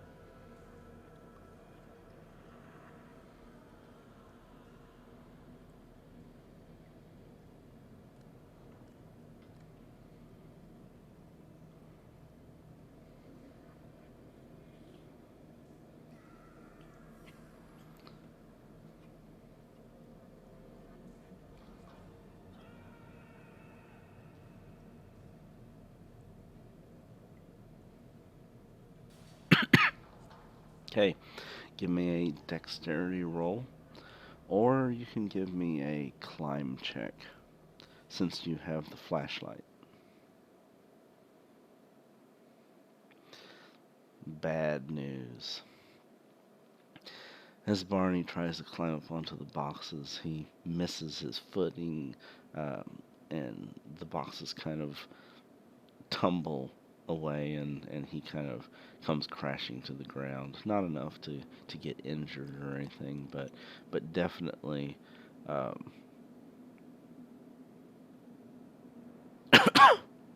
yeah, it's possible his foot breaks through the box. And so we'll just say that happens. As he steps up onto it, his foot breaks through the box, because he stepped on a weak spot in the box. And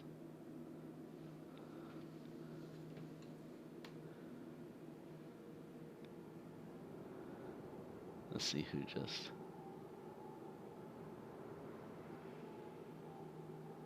Okay, I got a message in Discord from the new player.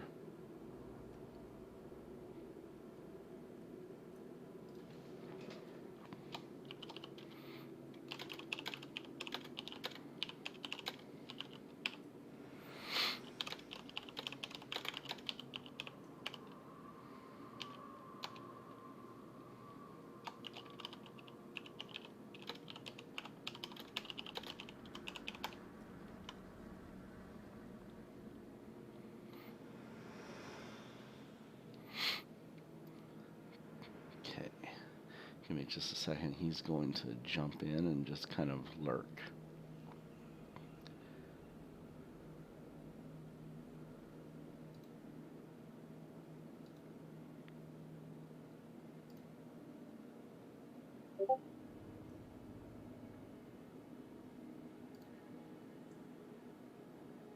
Yes, this is a new player who posted that they were interested in looking for a Call of Cthulhu game on the Fantasy Grounds Discord channel.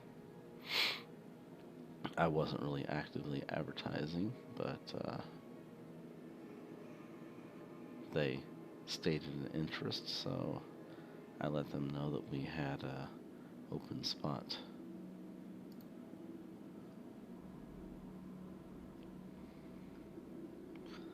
See, I need to give me just a second here to grab the server alias.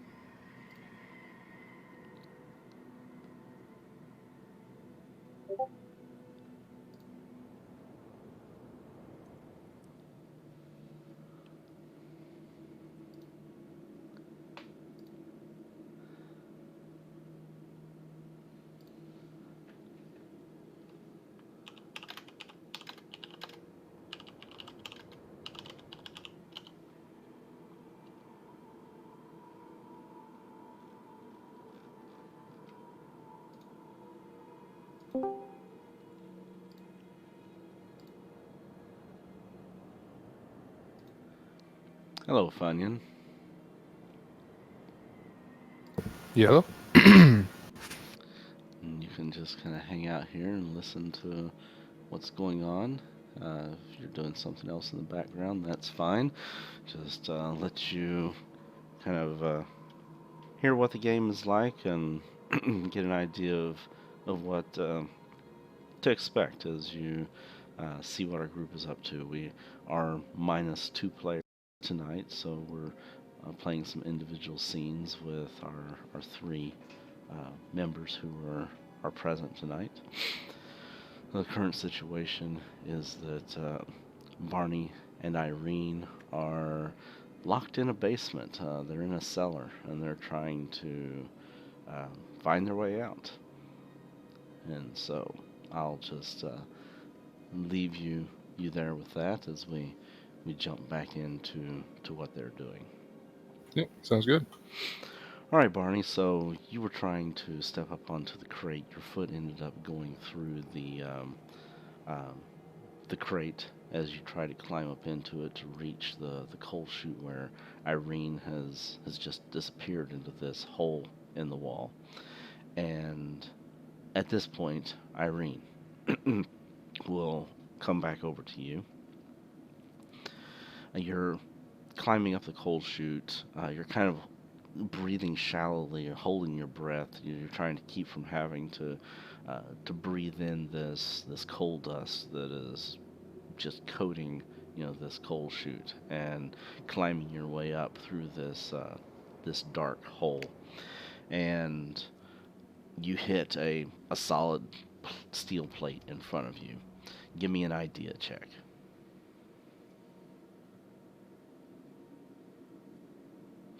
Okay.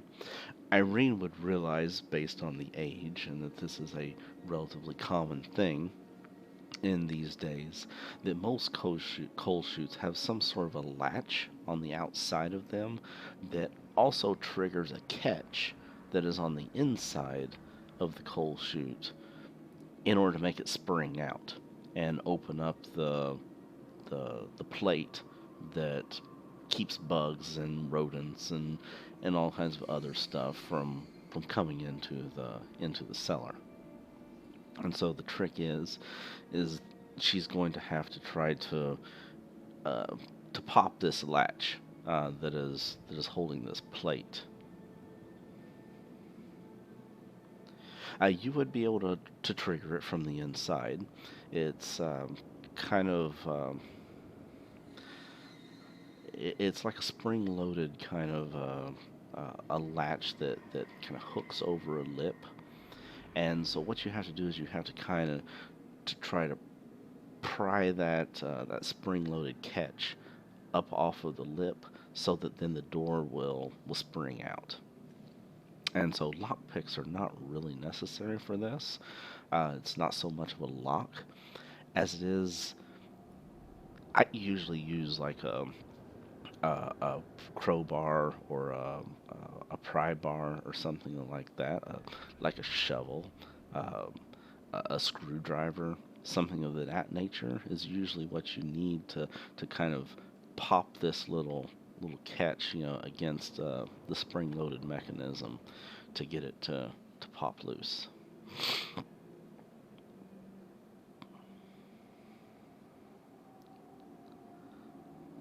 Do you have something on your person that, like a knife, that would be suitable for popping this open?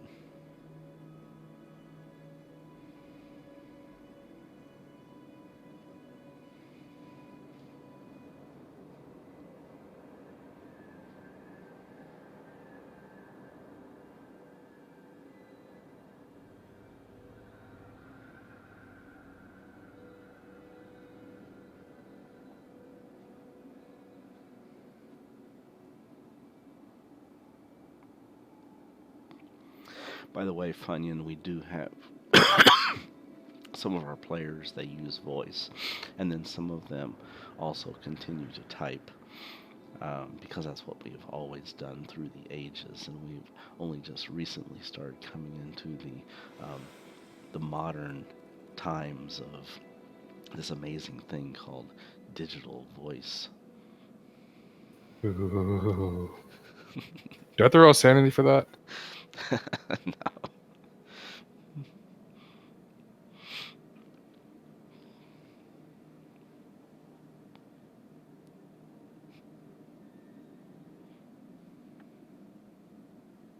Am I actually able to roll dice as a guest? I'm not sure if you can or Looks not. like I can. Oh, yes. Ooh, Yeah, that's a hard success. Oof. very Or is that a nice. critical? Very nice roll. No, that would just be a extreme success, depending on Extreme, okay. what your skill level was. I forget the exact numbers or the exact hard, extreme, critical. It's all based on what your score is, and so if you roll your score or under as a regular success, if you roll under 1/2 of your score, then that is a hard success, and if you roll under 1/5 of your score, then that's an extreme success. And then 1 is no matter what everything else is critical, right? Critical success. That's correct. Yes. Yep. And then 0 is critical failure. Yeah, if you roll a 98, 99, or a 100, then that would be critical failure under most circumstances. Gotcha. Cool.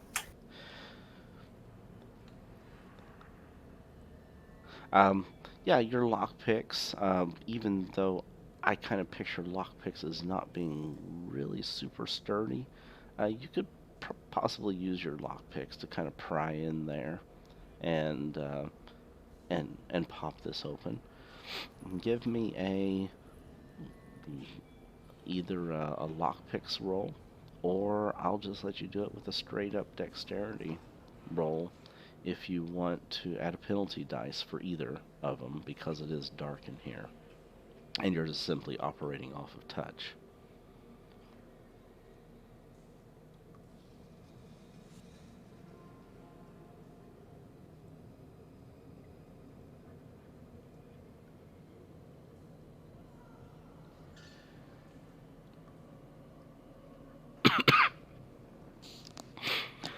Irene, she fumbles with this a little bit in the darkness, and she does not seem like she is getting anywhere with it.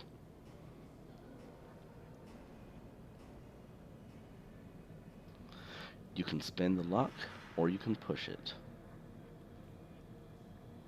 Let me know how you're pushing it. What's the justification for? Okay, at the risk of breaking something. That sounds like an excellent option for pushing this roll. So go ahead and push it.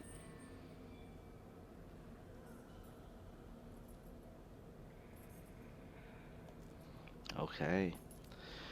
Irene, she gets very frustrated as she is putting her lockpick in here, and she's trying to wiggle it in position to try to catch a hold of this latch and get it to pop loose, and she's getting a little bit irritated and pissed off, and she just gets a little bit too forceful, or maybe she's intentionally trying to be forceful and taking a chance on breaking her tools or jamming the device, in the risk that maybe it just needs more pressure applied to it. And as she does, she manages to pop it loose, and the door kind of pops loose and it kind of swings open. Um, it has a top hinge, and so whenever it swings out, it swings open from the bottom, and she can kind of push it out and up, up over her head.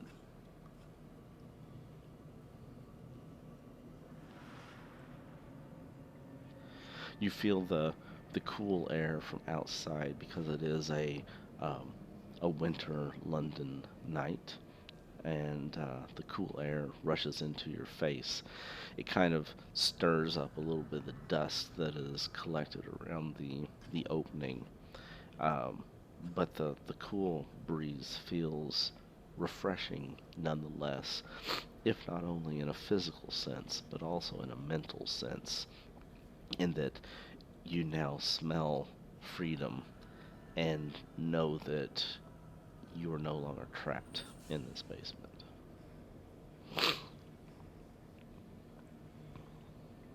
All right, Barney, you have just fallen off of the stack of crates as your foot kind of falls through one of them, and you lost your balance and you kind of tumbled.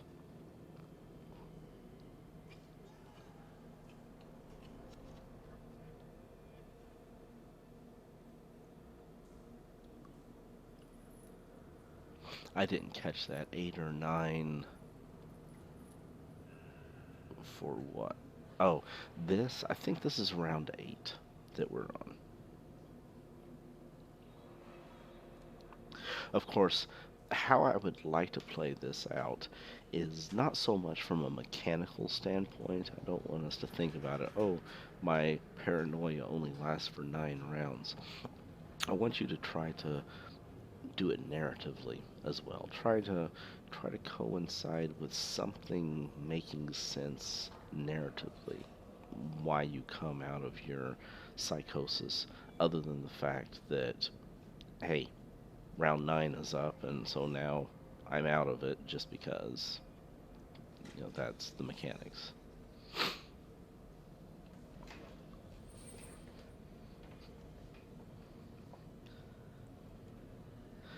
So at this point, Barney is still suffering from his paranoid delusions.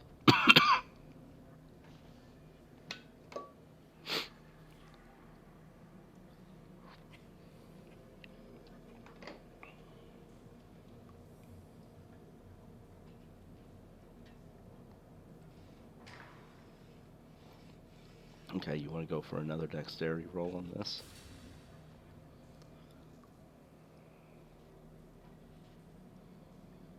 Oh, nice. Barney gets these things stacked back up. He steps up onto the boxes, onto the crates, avoiding the hole where he kind of stepped through it. He teeters and he balances until he's able to reach up and he's able to grab the edge of the coal chute or this hole that's in the wall.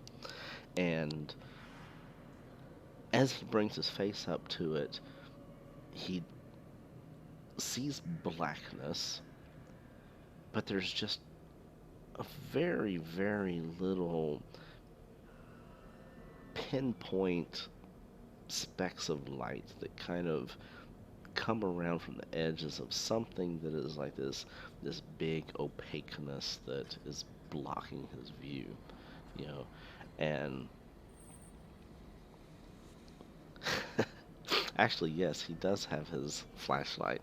So when he shines his flashlight up there, you are looking right straight up Irene's skirt and her legs kind of pushing and flailing around about as she's trying to get a foothold and kind of pull herself, up this chute.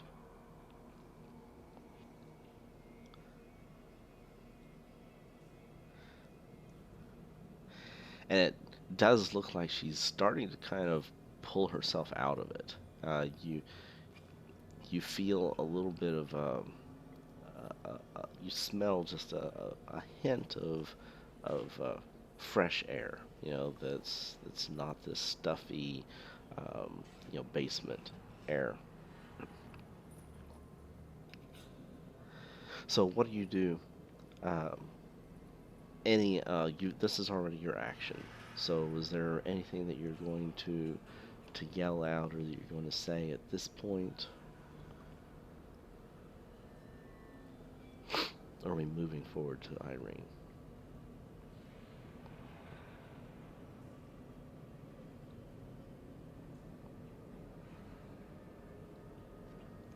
All right.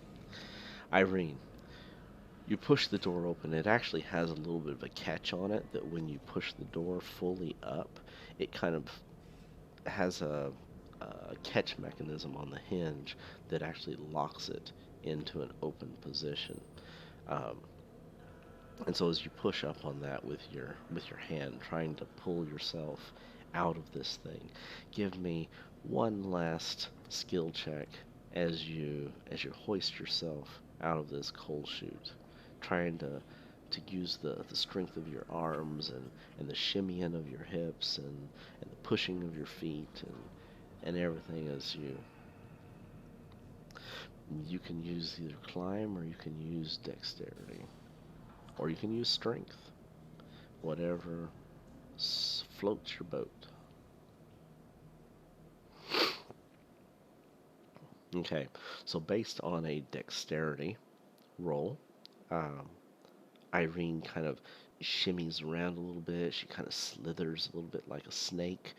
She's kind of, wiggling her body in a way to where she can get optimal um, traction and exactly that's why I said snake.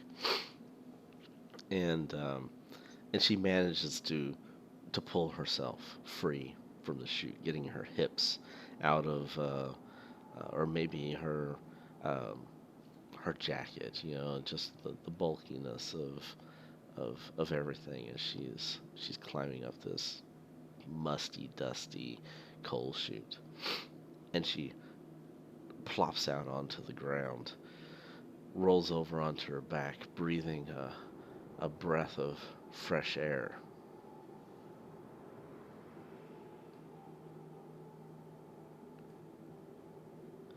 And as she does, Barney, um, you see that it's an open gap now.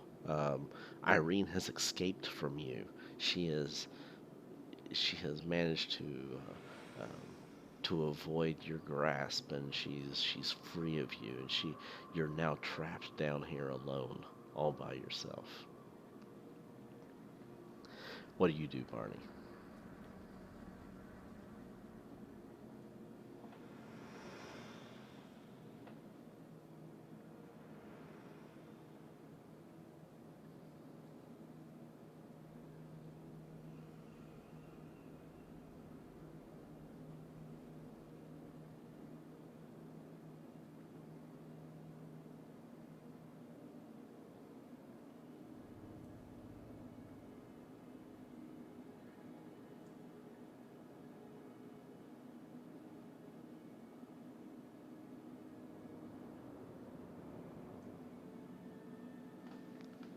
Okay, I need a couple things from you here. I need one, a climb check for you to climb through the coal chute, and secondly, an endurance roll to see whether or not you manage to refrain from inhaling a whole bunch of coal dust.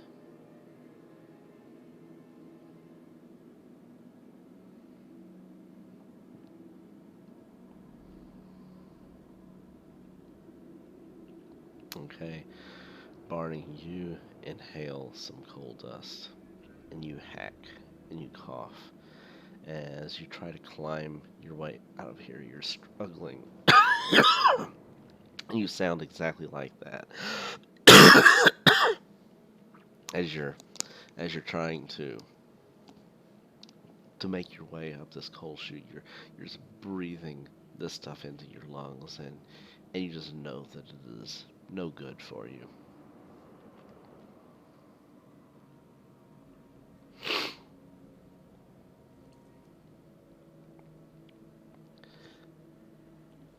All right, Irene, you are now out of the coal chute. Oh yes, still successfully closer. You managed to climb up into the coal chute. You're making your way up it, but you're not out yet. So yes, Irene is now over here in this little alley.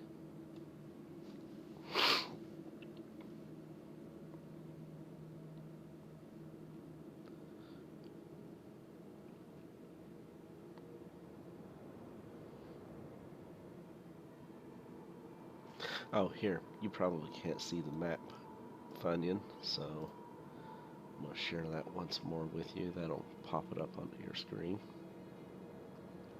Yep, I see it.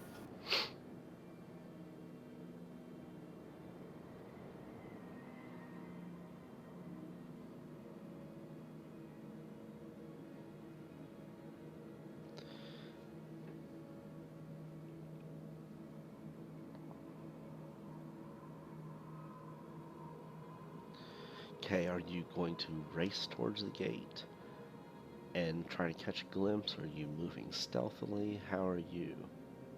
What is your approach?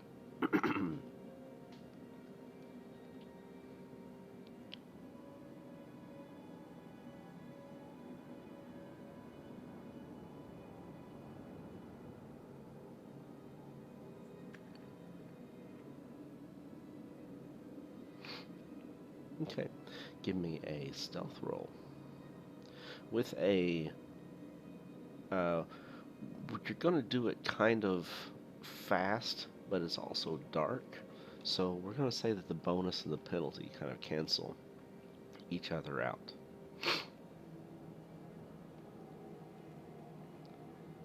Okay, so you move down the alleyway, trying to be as stealthily as you possibly can as you hurry, but also letting the darkness conceal you. And um, you can't see yourself in a mirror, but whatever color your gloves were before, in the moonlight, the little bit of moonlight that is coming in between the buildings, you can tell that they are not that color anymore. They are now like pitch black.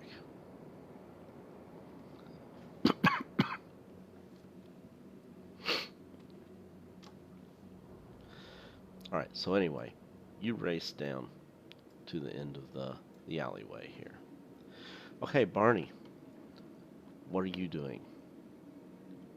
It is. Um, I have forgotten what round we're at. We're either at, I think we're at 9 now. So mechanically, this is the last round of your paranoia. Um, Narratively, it also kind of coincides with you finally escaping from the basement. So even if we're on round 10 where you're out of your paranoia, I'm still going to say that you're still suffering from your paranoia until you get out of here. Because that would make the most sense from a narrative standpoint. So,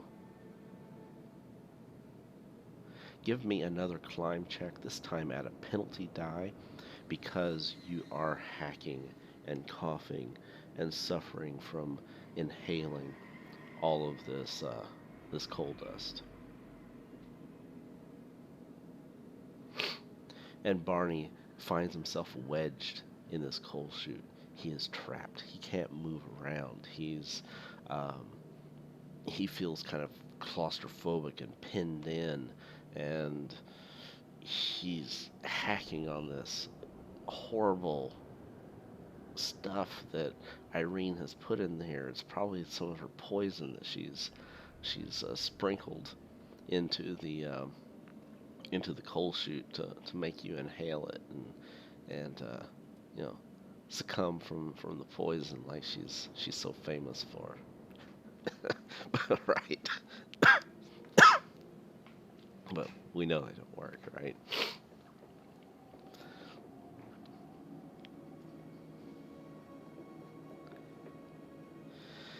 So anyway, the end result is that you don't really make any progress as you're struggling and trying to get out of here. However, you are making a fair amount of racket as well, which could also contribute a little bit to impacting Irene's stealth roll as she tries to go down the alleyway. Irene, you hear a bunch of banging and yelling and coughing and hacking and everything else coming from behind you down the alleyway as you're sneaking down towards the gate. What do you do at this point?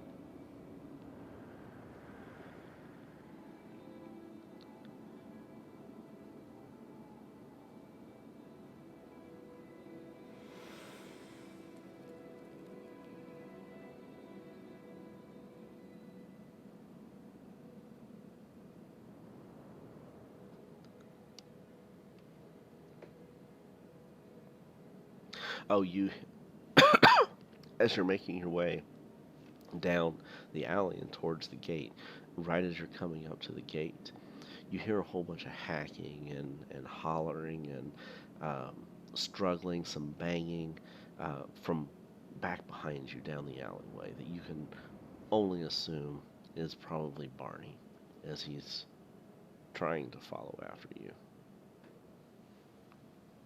It is no doubt making a fair amount of racket, and so that does negatively impact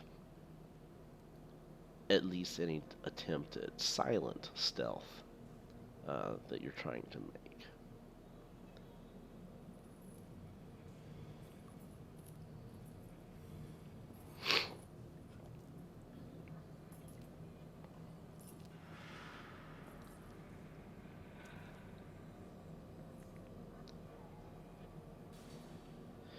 Okay, you push open the gate and you step out onto the sidewalk as you face towards the front door of the shop, and you see nothing. There's a slight mist that is falling. It's very foggy and kind of cloudy. Uh, Not enough to where you can't see, but it's a typical London night. Um, you know, it's dreary, and you got this slushy snow slush melt, on the ground. Um, just as you had left it before. But other than that, the street is empty. You do not see anyone out here.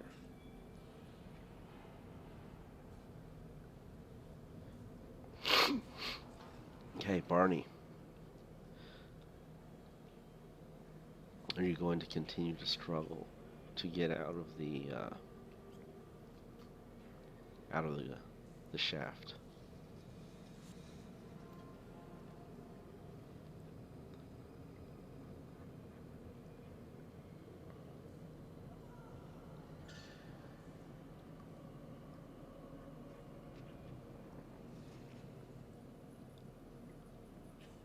Okay, give me another, either a dexterity or a climb or something appropriate at a penalty die.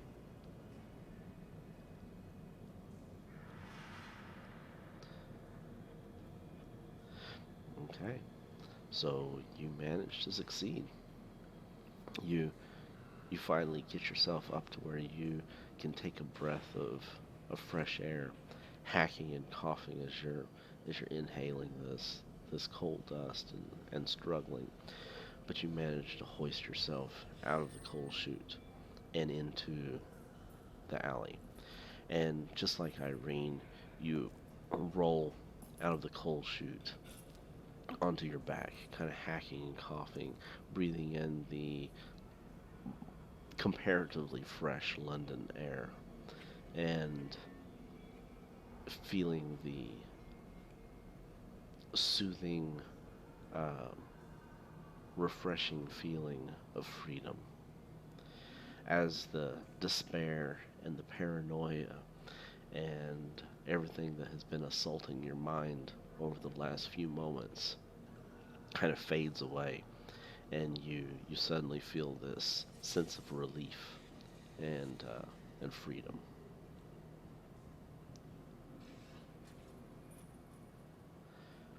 Now I want you to roll 1d3 for me.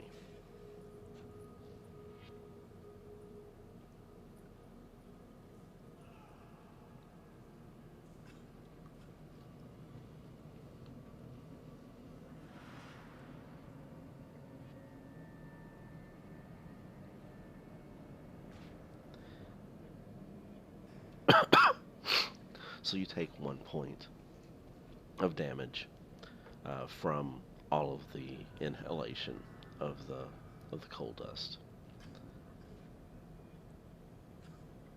As you sit there coughing and hacking and everything else, you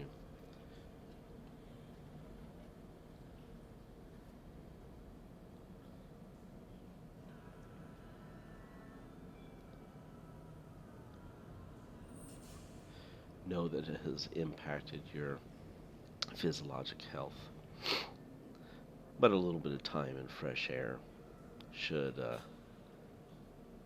improve it, at least until you suffer from lung cancer many years into your future.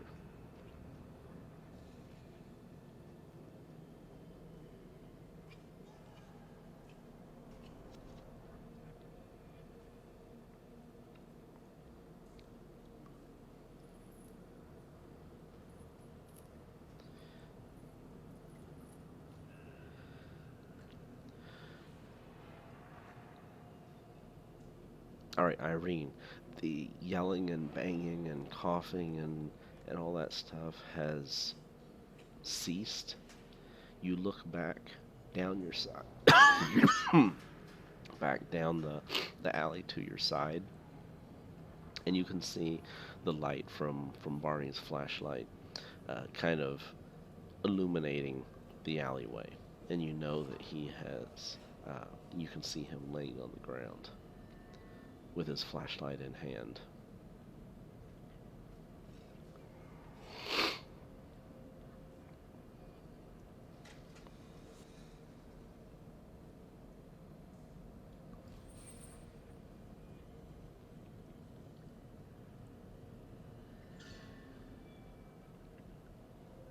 Okay, and we will fade scene right there. You guys have managed to escape from your imprisonment in the basement, and we are going to go back to Kansas now. All right, Kansas, are you with us?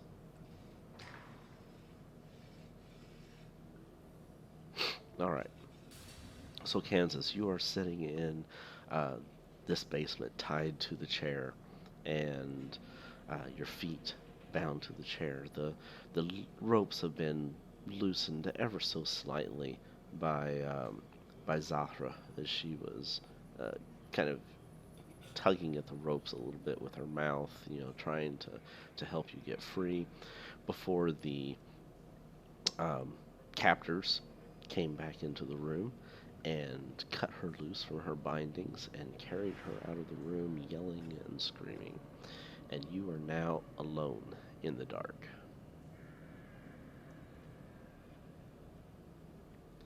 You hear the drips of water. You hear the squeaking of rats. You hear the skittering of cockroaches. All of these things are all assaulting your senses, your hearing, your smell, as you're trying to deal with your isolation.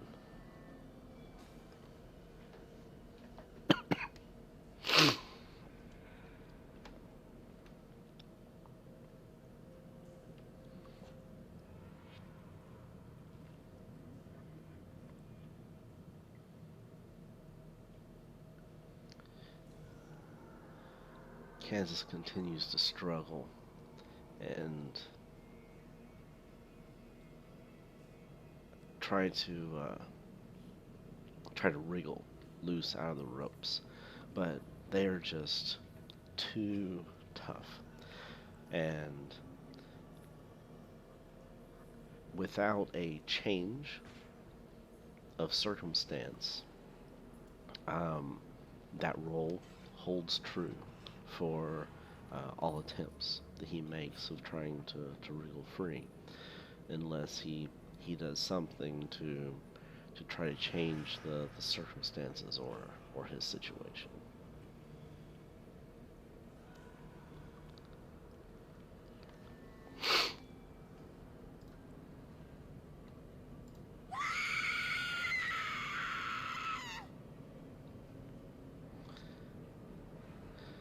You hear a screaming in the dark. That scared me.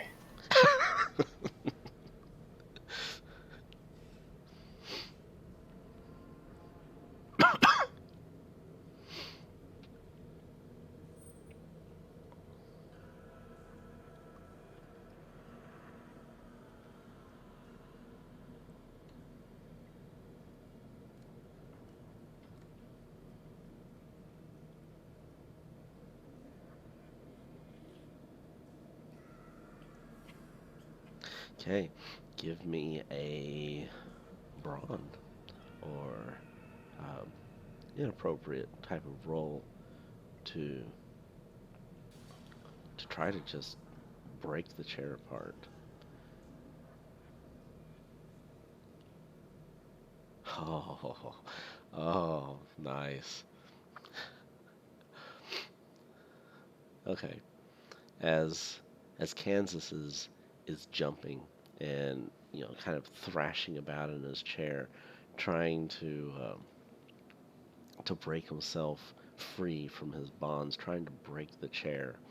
Uh, he ends up um, tipping the chair over, and he bangs his head onto the stone floor. Give me a 1d4.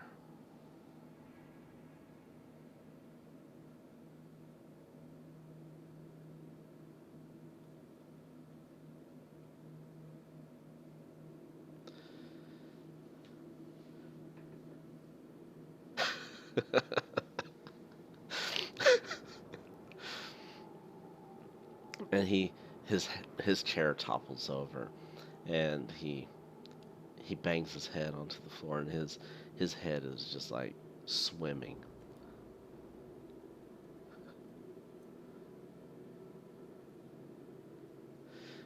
Yeah, remember he took that 5 hit point wallop to the jaw.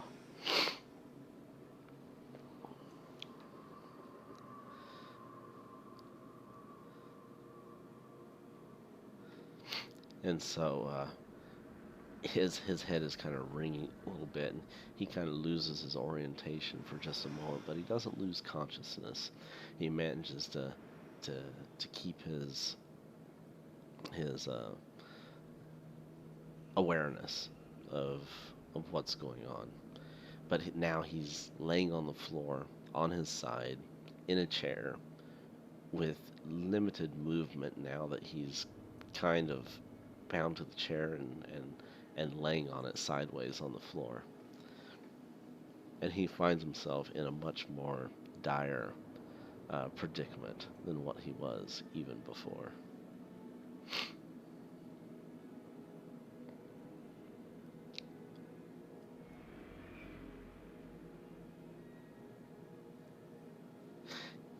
Give me a luck roll.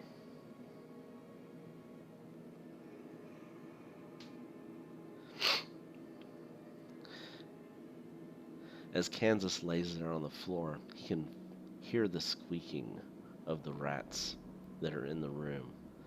And they seem to draw closer, perhaps smelling available fresh meat, flesh, laying on the ground for them to feast on.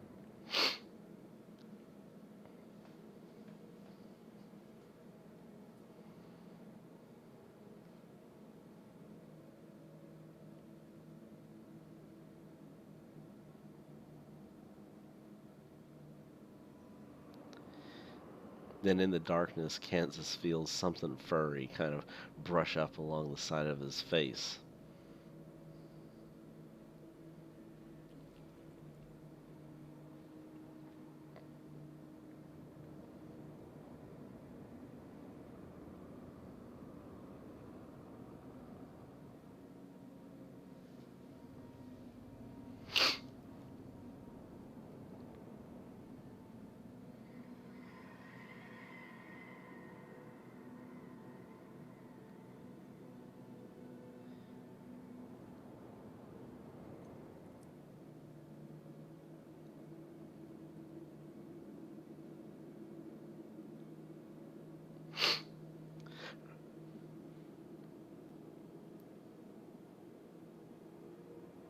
Oh, I remember that movie. Yes, I can't remember what that was. And he like bites the rat inside the bag. Yeah, even though you hurt yourself and it was a fumble as far as breaking, perhaps maybe something in you falling over, changed your position, or it loosened up the chair a little bit in the process. And so yes, you can make uh, another roll to try to get out of.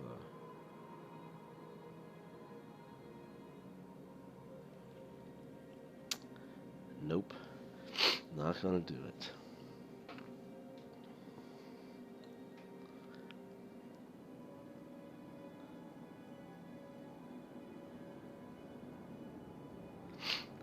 You're laying here on the floor in despair, and I would have thought by now that you would have made a successful roll, and I wouldn't have to keep going through keeping you captive. But your luck just sucks.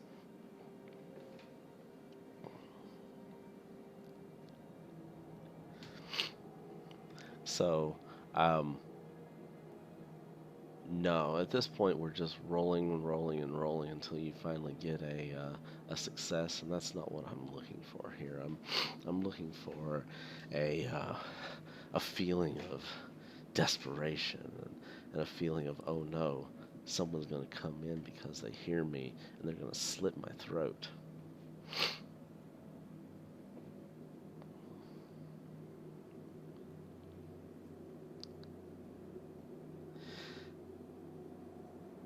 And so, at this point, because you have been thrashing around and it's been a fair amount of time that you've been trying to free yourself, then you start to see the light emerge from underneath the door again.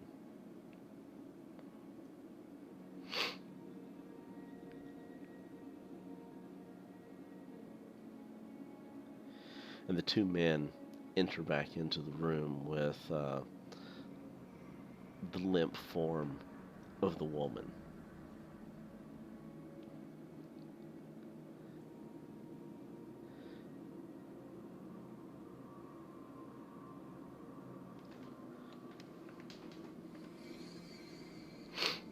The torch illuminates the room as they step in again. And the man with the torch, he looks over at you.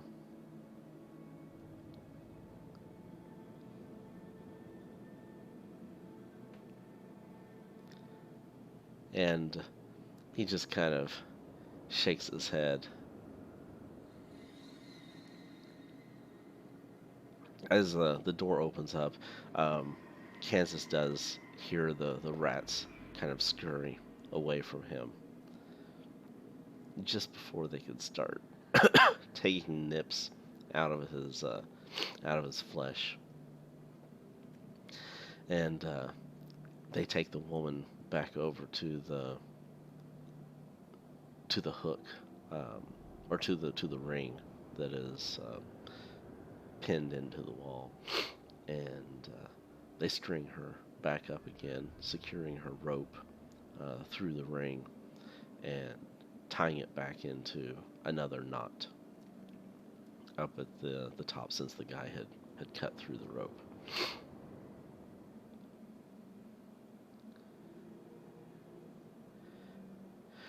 They look over to you and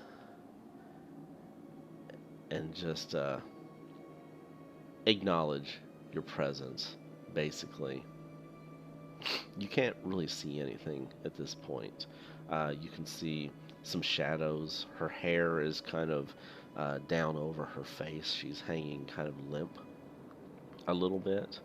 And you don't see blood. You don't see any cuts or any easily recognizable damage, but she is kind of hanging limp in the torchlight with her hair down over her face. They step away from her, and she falls into the shadows again as they move over towards the door, and they just look at you, and with a look of disdain or disgust. They say, he can stay in that position. The rats will, or he can stay on the ground. The rats will enjoy the treat. He'll still be suitable for the sacrifice.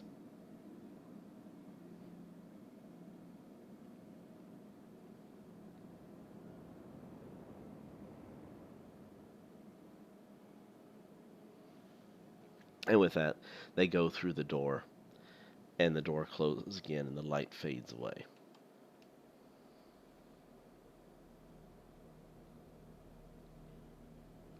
you're left alone in the darkness again. You can just very faintly hear the sound of breathing other than your own. And you know that the woman is still alive based on hearing that breath. And a feeling of consolation or relief, comes to you in knowing that she has not expired.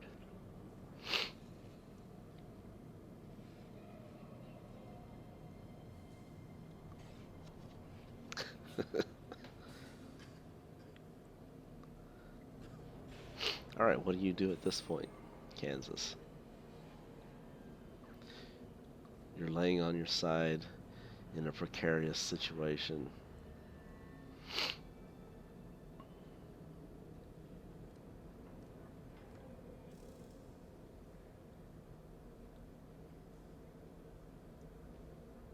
You get no response.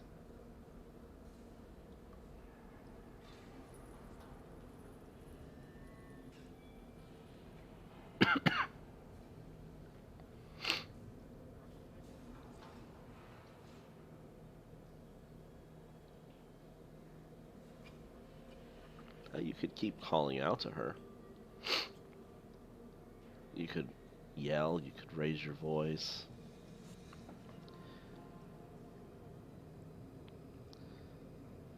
If you think that maybe she might be unconscious, you could see if something would stir her from that.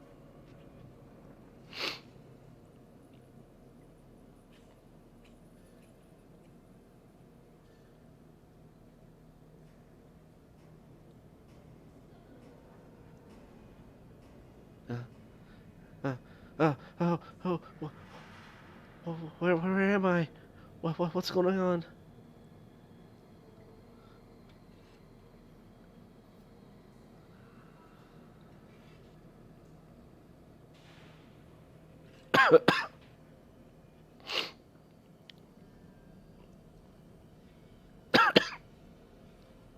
Oh, even this is better than what happened.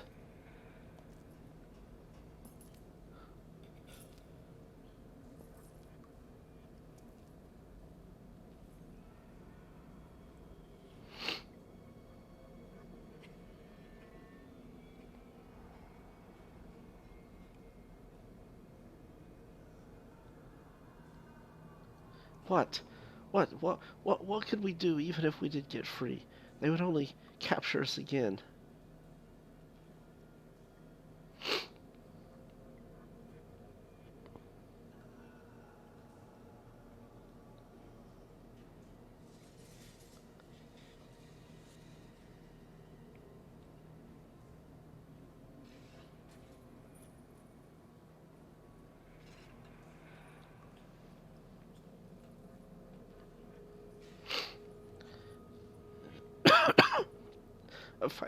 A fighting chance for what?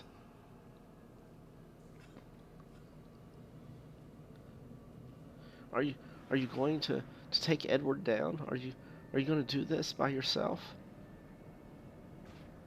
Your friends? If they find your friends, then they'll be like us.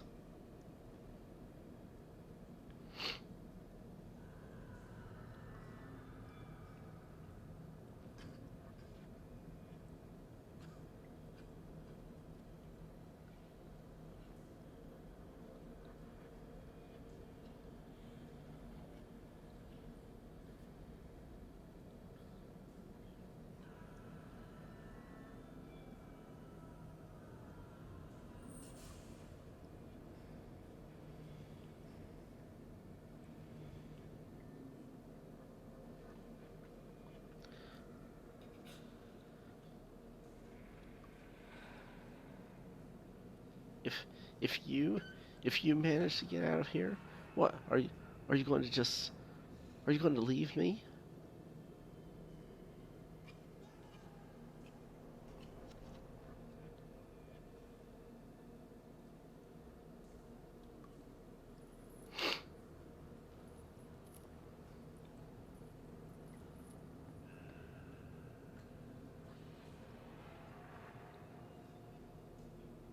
she might actually be paranoid.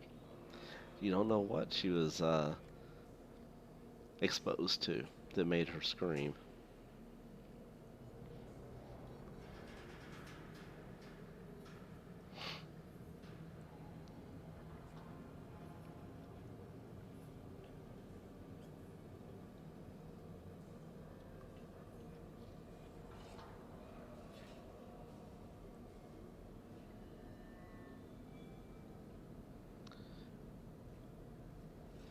You've got to you've got to promise me that no matter what happens that that you'll make Gavigan pay.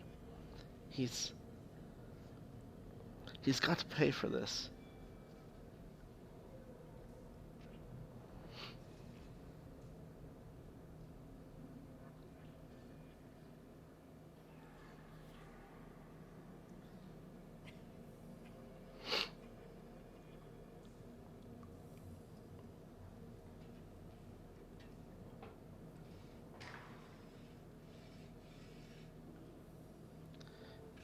He's got he's got connections. He's he's powerful. The the only way that you're going to be able to get to him is just go to his office and ambush him there and just kill him.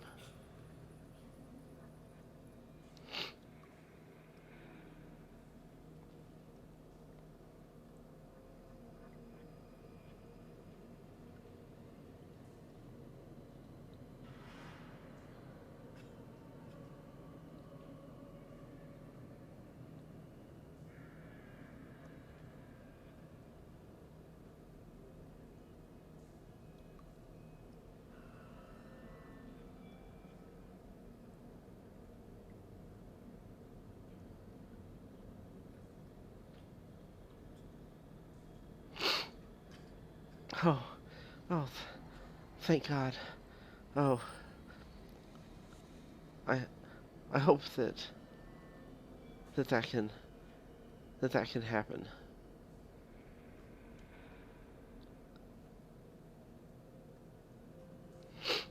She kind of falls into a silent slumber for a moment. You hear nothing more coming from her for a minute.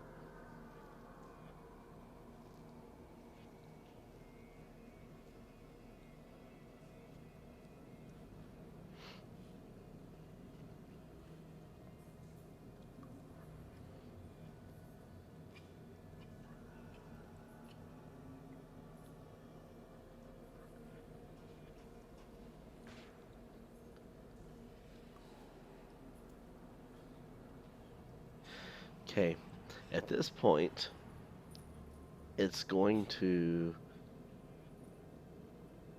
Yeah, you can't really first aid yourself. It's just a matter of time. Um, but what you can do is you can try to shimmy and thrash, and even though you're kind of like laying on your side on the ground, you could try to scoot yourself across the floor back over to her location again.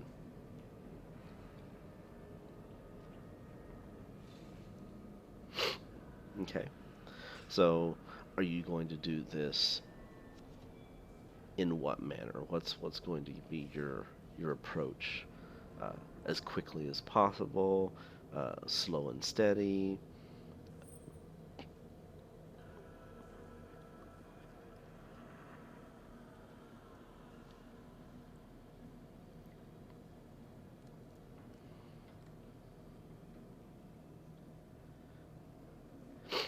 And I'm going off mic for just a second. I need to grab a tissue and blow my nose so you can respond to me, and I'll see it when I come back.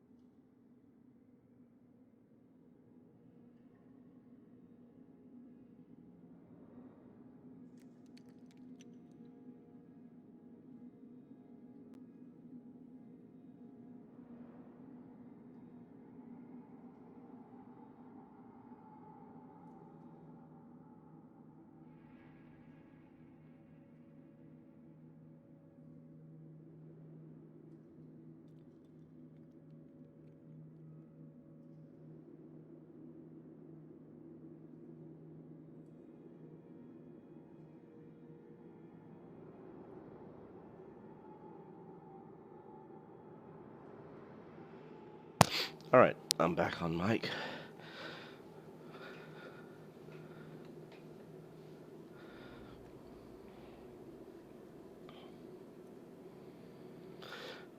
Okay, so if you want to do it fast, then that's going to be kind of an endurance check to see whether or not your body can hold up to that rigorous effort. If you want to do it slow and steady, it might be another dexterity roll.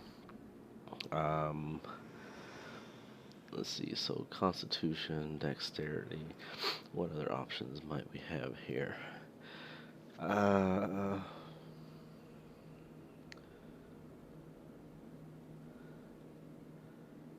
Strength, not really so much of a thing for you. That's equal to your dex, so it really doesn't matter.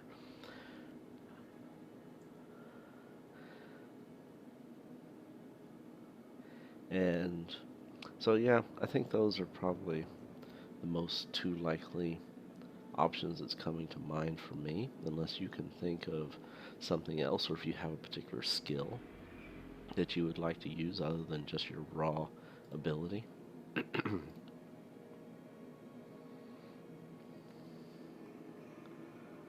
Yeah, burst the ropes with your psychic force.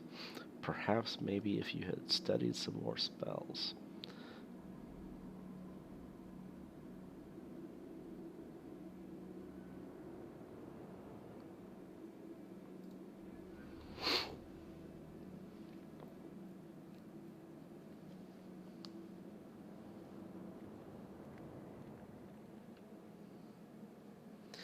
Yes, you could always contact Nyarlathotep. You did speak with him once before. Of course, it might make you go insane, but...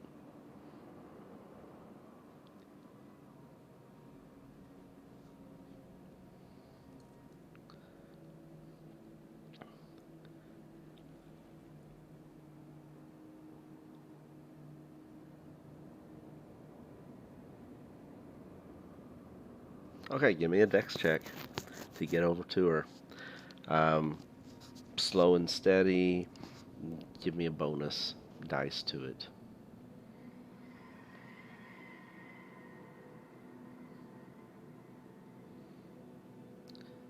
Come on, spin that luck. Spin that luck.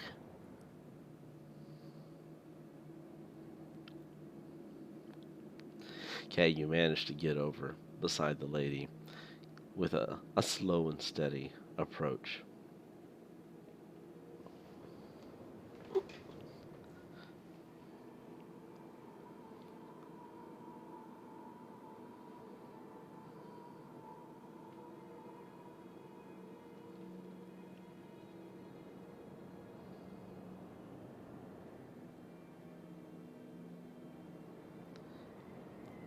As you get over to her and you kind of nudge up against her, she kind of rouses a little bit. You get the feeling, based on her reaction, that maybe she had kind of fallen unconscious or was kind of like in a momentary lapse. And she kind of stirs a little bit. She's like, oh, what was that?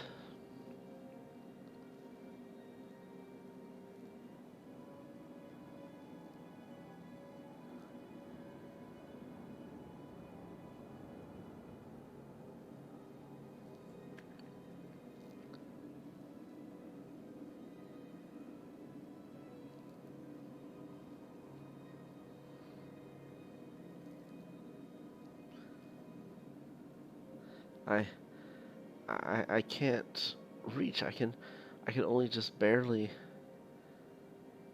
sit with my arms stretched out over my head, pulled tight. I can't get my mouth down to the ground where you're laying.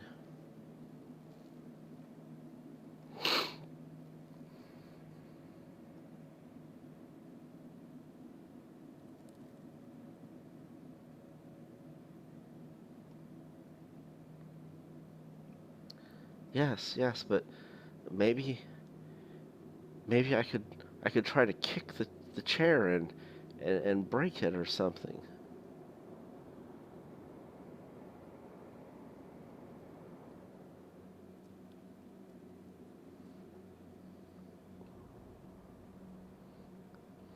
You get the chair into position in front of her where she can uh, push against it and kick against the chair. She kicks at it. She kicks at it. She kicks at it. Oh, ow, oh, ouch. And you can tell that she's causing herself pain as she's... I had actually thought about having that happen. But she rolled good enough on her roll that she didn't kick Kansas in the face and knock him out.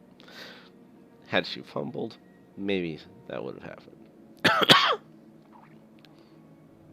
But she kicks at the chair. She kicks at the chair. Kansas can feel it kind of weakening a little bit.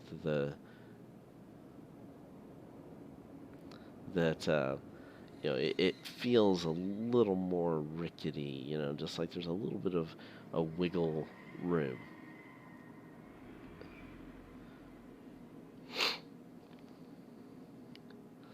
So Kansas, you get a bonus die due to her aid.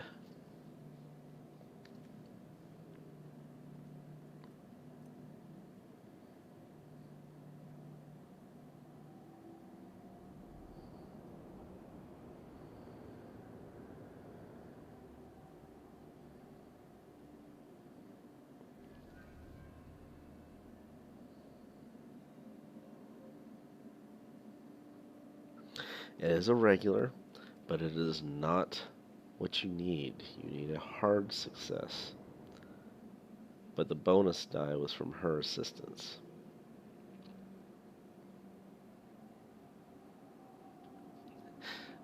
The more of the question is, how wimpy are you? Kansas is apparently pretty damn wimpy.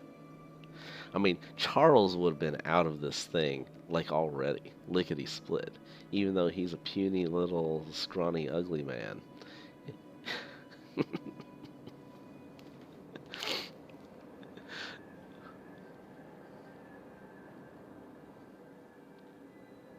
Are you going to spend 17 of your luck to make it a hard success and get out?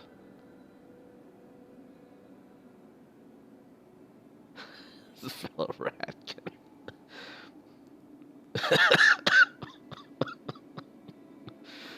Hmm.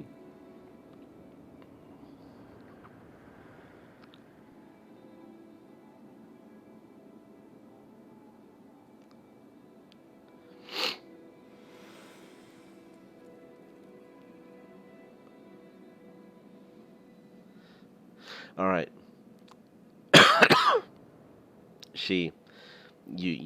You try and you can't budge it. And you're going to tell her that you want her to continue to kick at it?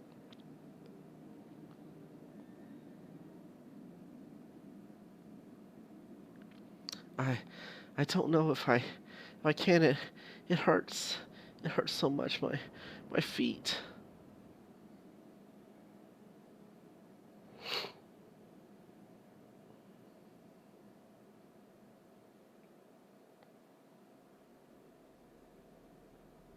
Is both feet. They're tied together.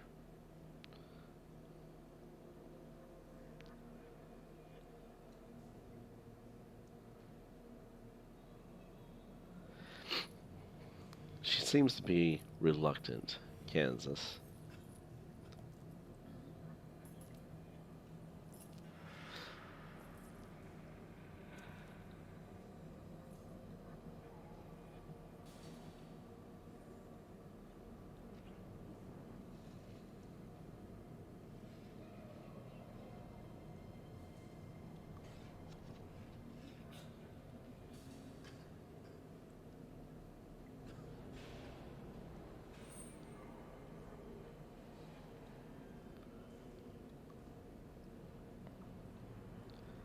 Okay, are you spending the 17 luck? Alright. And so, as luck would have it, just whenever Kansas is about to give up, he struggles one last time, and the bindings, the chair kind of breaks apart, freeing up enough space for him to be able to wiggle out of his bindings. And once he does, then he can free them up sufficiently to where he can loosen them himself.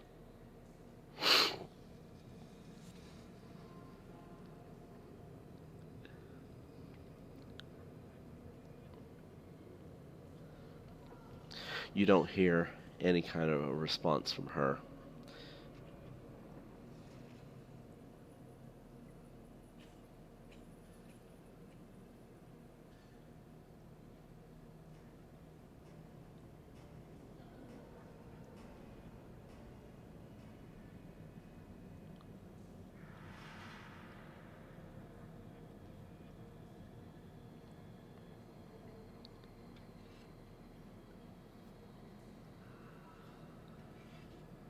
You feel around and you fumble around in the dark trying to pull yourself free, and then reach out for Zahra.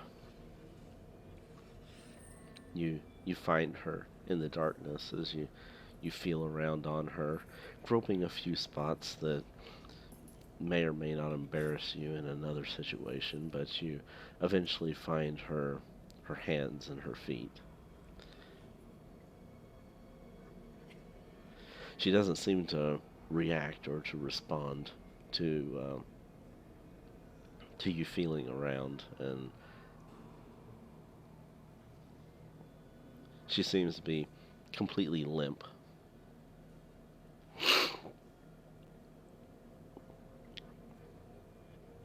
She doesn't react.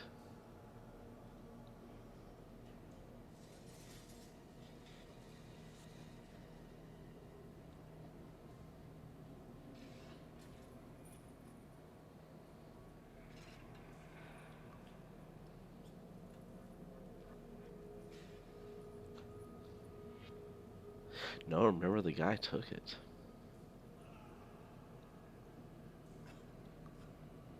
Although it's dark in the room, so you wouldn't know.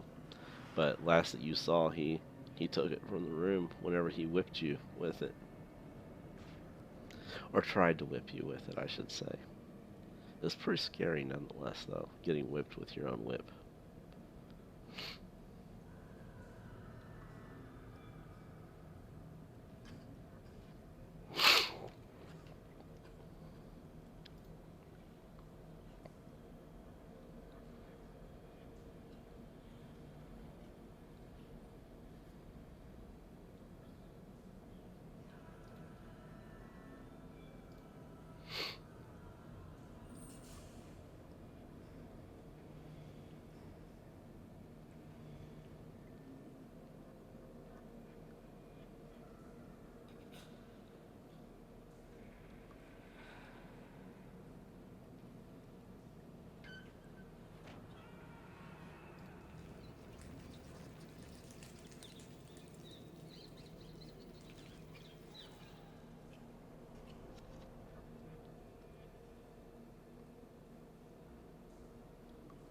Yeah, there's some sticks. There's some sticks that used to be the remains of a chair. There's no bandages or anything. I mean, again, remember, you're in a completely pitch black room.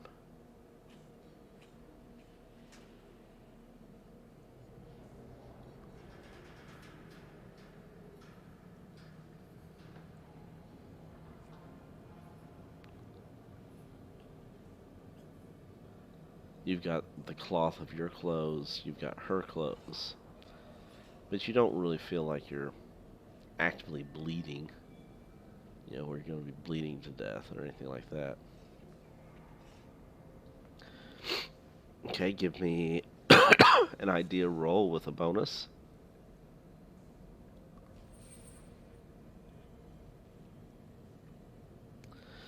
and you head straight towards the door. Why couldn't you have rolled that on any of those other rolls to break loose? I mean, come on.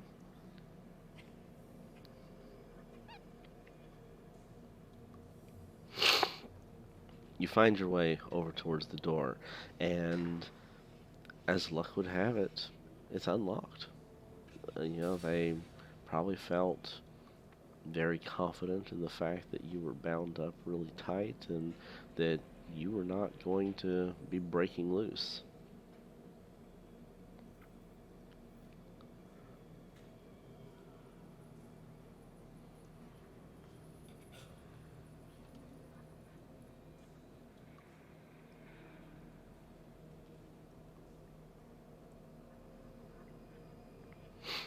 As you head down a hallway, there's a few doors that you come across.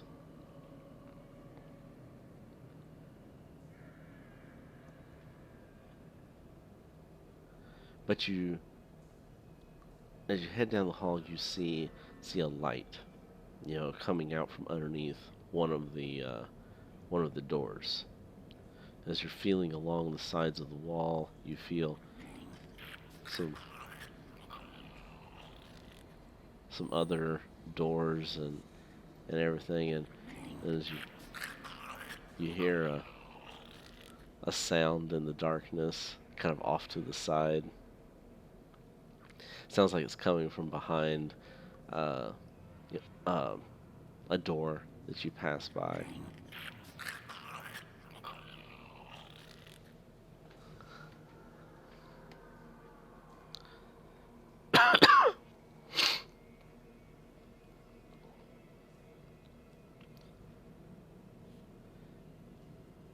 And you get to the end of the hallway where there's where the door is at, that you see the light. It doesn't have a cold draft of air or anything like that.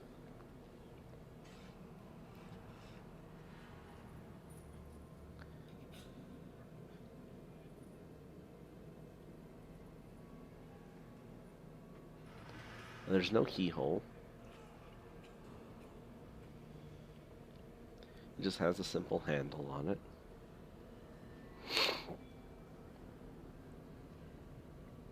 Give me a listen check.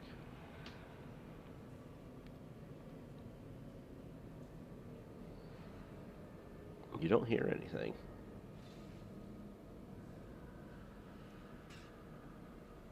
Nah, it's not a significantly dangerous situation.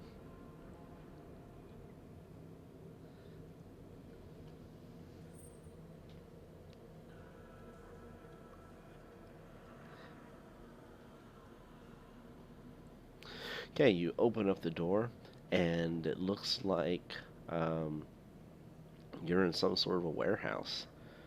You open it up, and um, you see some boxes and some crates and different types of things kind of stacked around. You see a table with some chairs, and there's a lamp on the table, and that's what's illuminating the area. That's what's creating the light that you saw underneath the door. And there's some cards with some poker chips sitting on the table. Doesn't seem to be anyone around.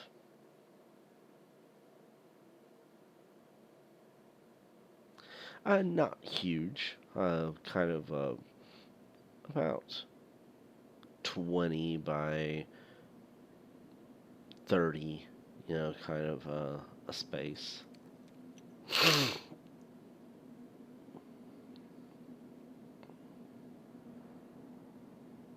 More of like a large room, as opposed to a big, huge open warehouse. Like I said, it looks like a warehouse because there's all kinds of stuff, crates and boxes and stuff like that. You look off to the side, and you notice your whip hanging on a hook from the wall.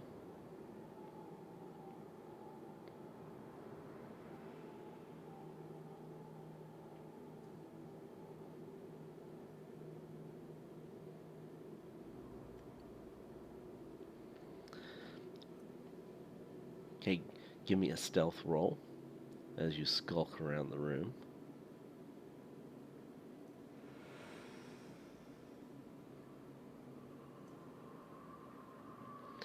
As you move around the room, you bump into several crates, and you create a little bit of a ruckus, and you kind of curse to yourself under your breath, and you stop for a moment, hoping that no one heard you,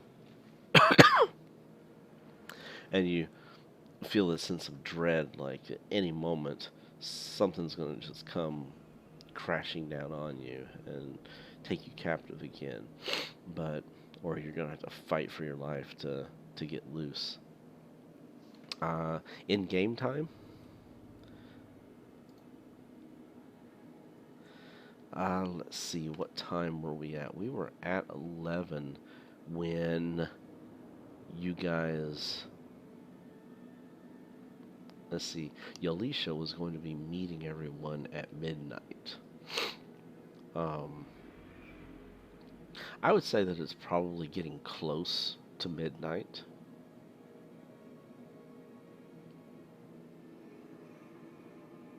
For Barney and for Irene. Remember, we're jumping around in different timelines.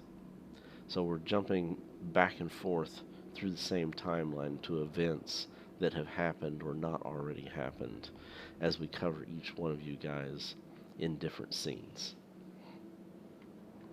And so it's been a struggle for me to keep the timelines coherent. But yes, it is getting close to midnight, which is from Barney and Irene's perspective, because you guys had gone into the club. It was a little around 11 o'clock when you guys were trapped into the basement. And so by the time you get out of the basement, it's, around midnight. Once you get out onto the streets and you're able to see the moon and evaluate what time it is.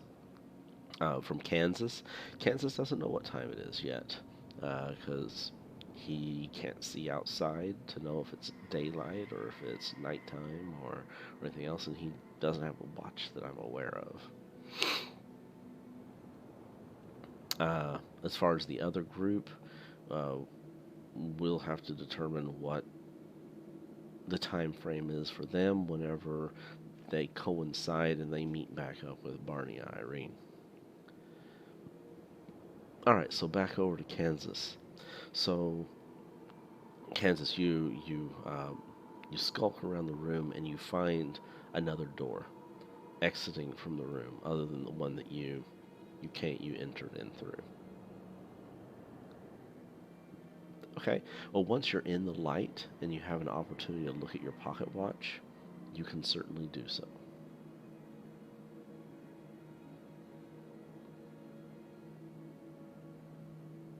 Actually, we'll say that it was setting on the table with the poker chips and the cards.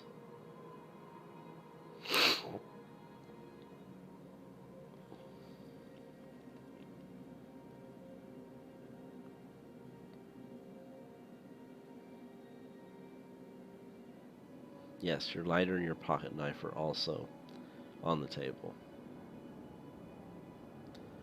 And you do not find your hat. You do not know where that sucker is at. One of those guys is probably wearing it. Although you didn't see them wearing it whenever they came into the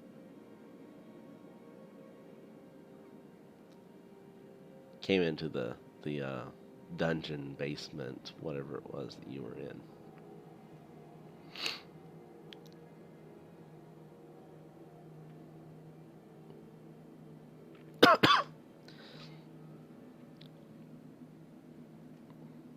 Okay, so as I said, you found another exit from the room.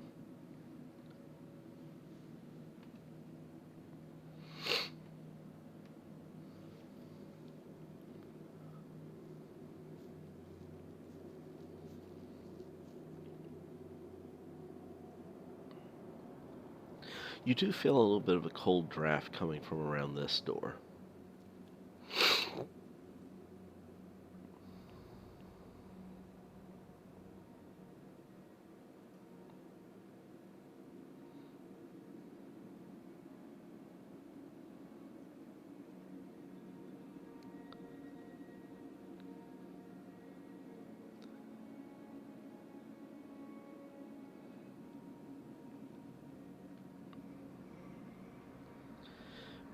You do not hear anything at the door except for, let's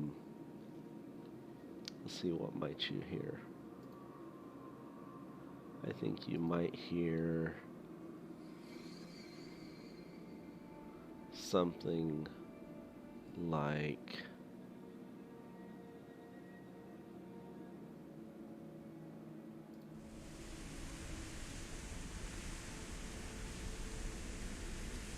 that.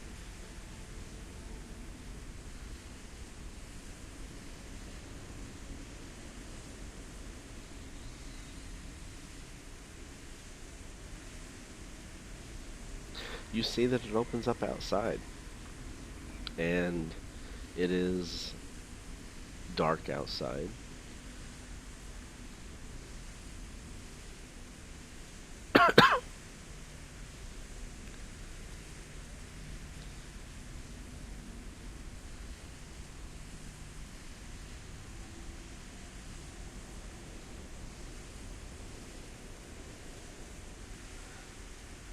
I can remove the dungeon sounds though now since you're out of the basement.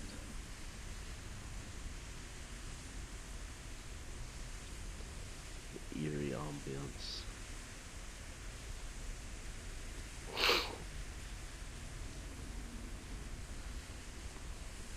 Okay, you find yourself out on a street with a sidewalk, slushy, wet sidewalk. You look around. You don't see anyone immediately. Are you so excited about being free that you're going to make a run for it and that you're not really going to worry too much about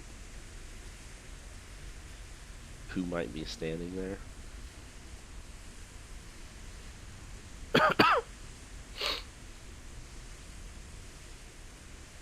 Okay, give me another stealth roll then.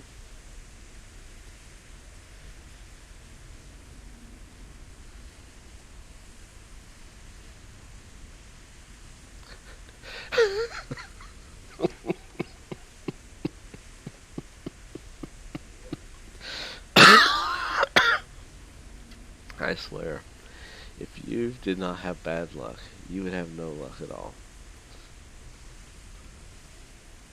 Actually, you don't have any luck. You only have like 2 points of luck.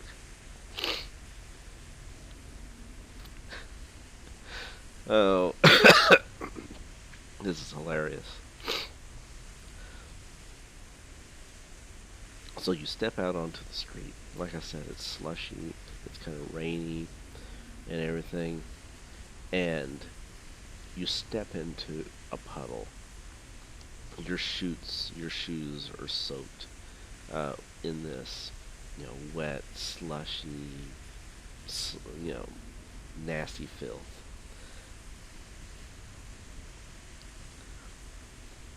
And as you do, you're kind of like you're distracted, and you're kind of a little bit out onto the street a little bit, and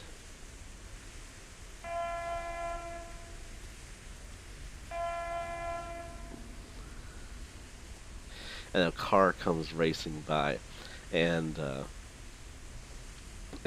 car honks at you, warning you to get out of the way. You dodge out of the way of the car.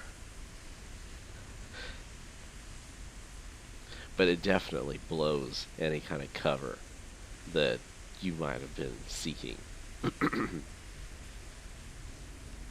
And Kansas takes off running at that point.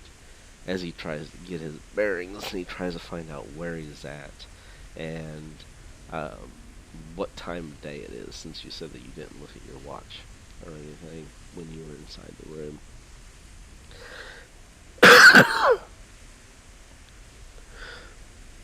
Give me a either a navigation or a idea roll to gain your bearings.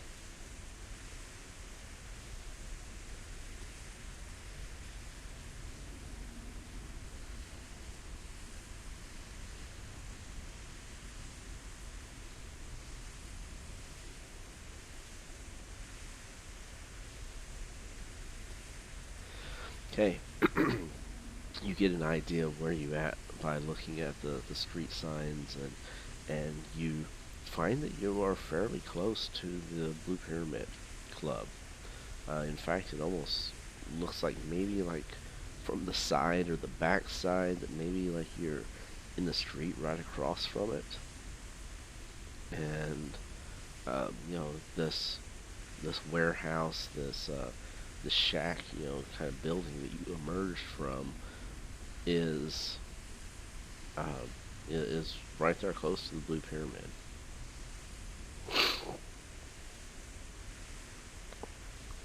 You take off running down the street. And down the street you can see some lamps. And you can see some figures, two figures standing underneath the lamps. And actually now that you look at it, there's like a third figure. And then that third figure looks almost kind of like a woman is walking away and disappears into the shadows. And then there's these two figures that they almost look like they're trying to stay out of sight, but they're not really staying out of sight really all that well.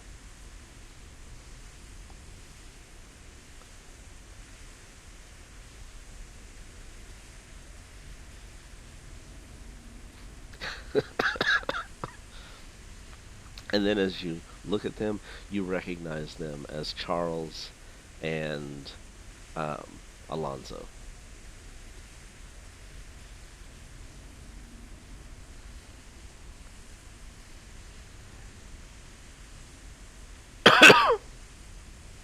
And we find that it is just after midnight.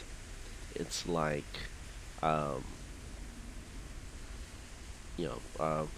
let's see, Charles and Alonzo, they met up with the lady, and then they had her go back to the club to talk to the owner, and then she came back onto the sidewalk and talked to them before she left to go home.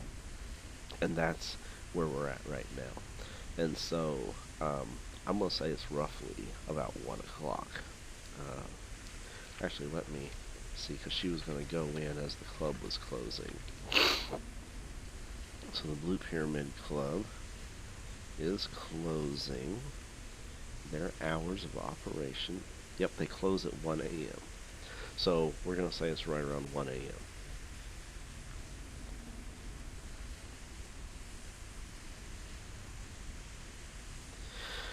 Okay.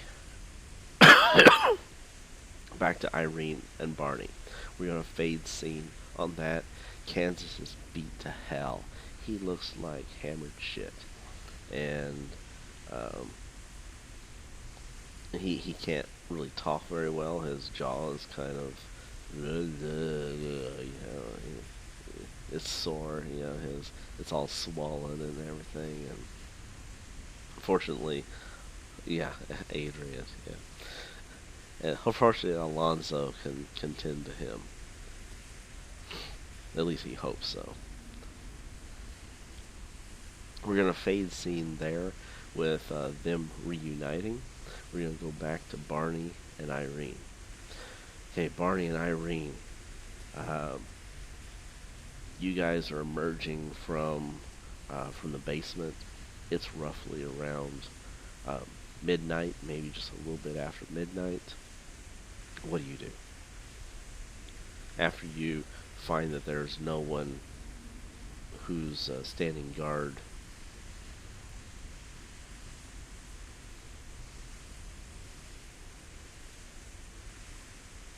outside the shop.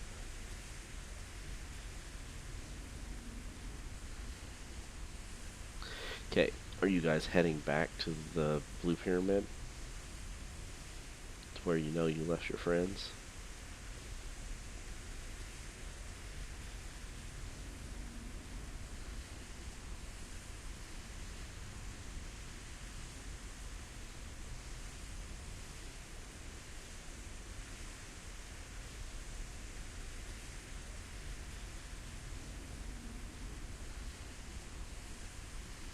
Okay, so you guys just head straight to Barney's then.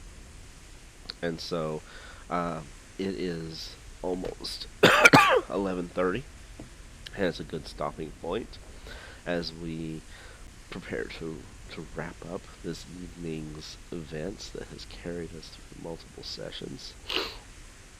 The excitement of the Blue Pyramid and the trio that is left on the corner near the Blue Pyramid. They eventually figured that Irene, well, they knew that Barney was back at his place because he had stayed there taking care of some personal matters. Irene never came to the club, so it'd be logical for them to assume that everyone is all back at Barney's place, and so they head back there. And so, roughly around the ballpark of 2 o'clock in the morning, right after Barney and Irene arrive to his place as they're trying to get cleaned up, perhaps maybe taking a shower together, they get interrupted with Kansas and Alonzo and Charles.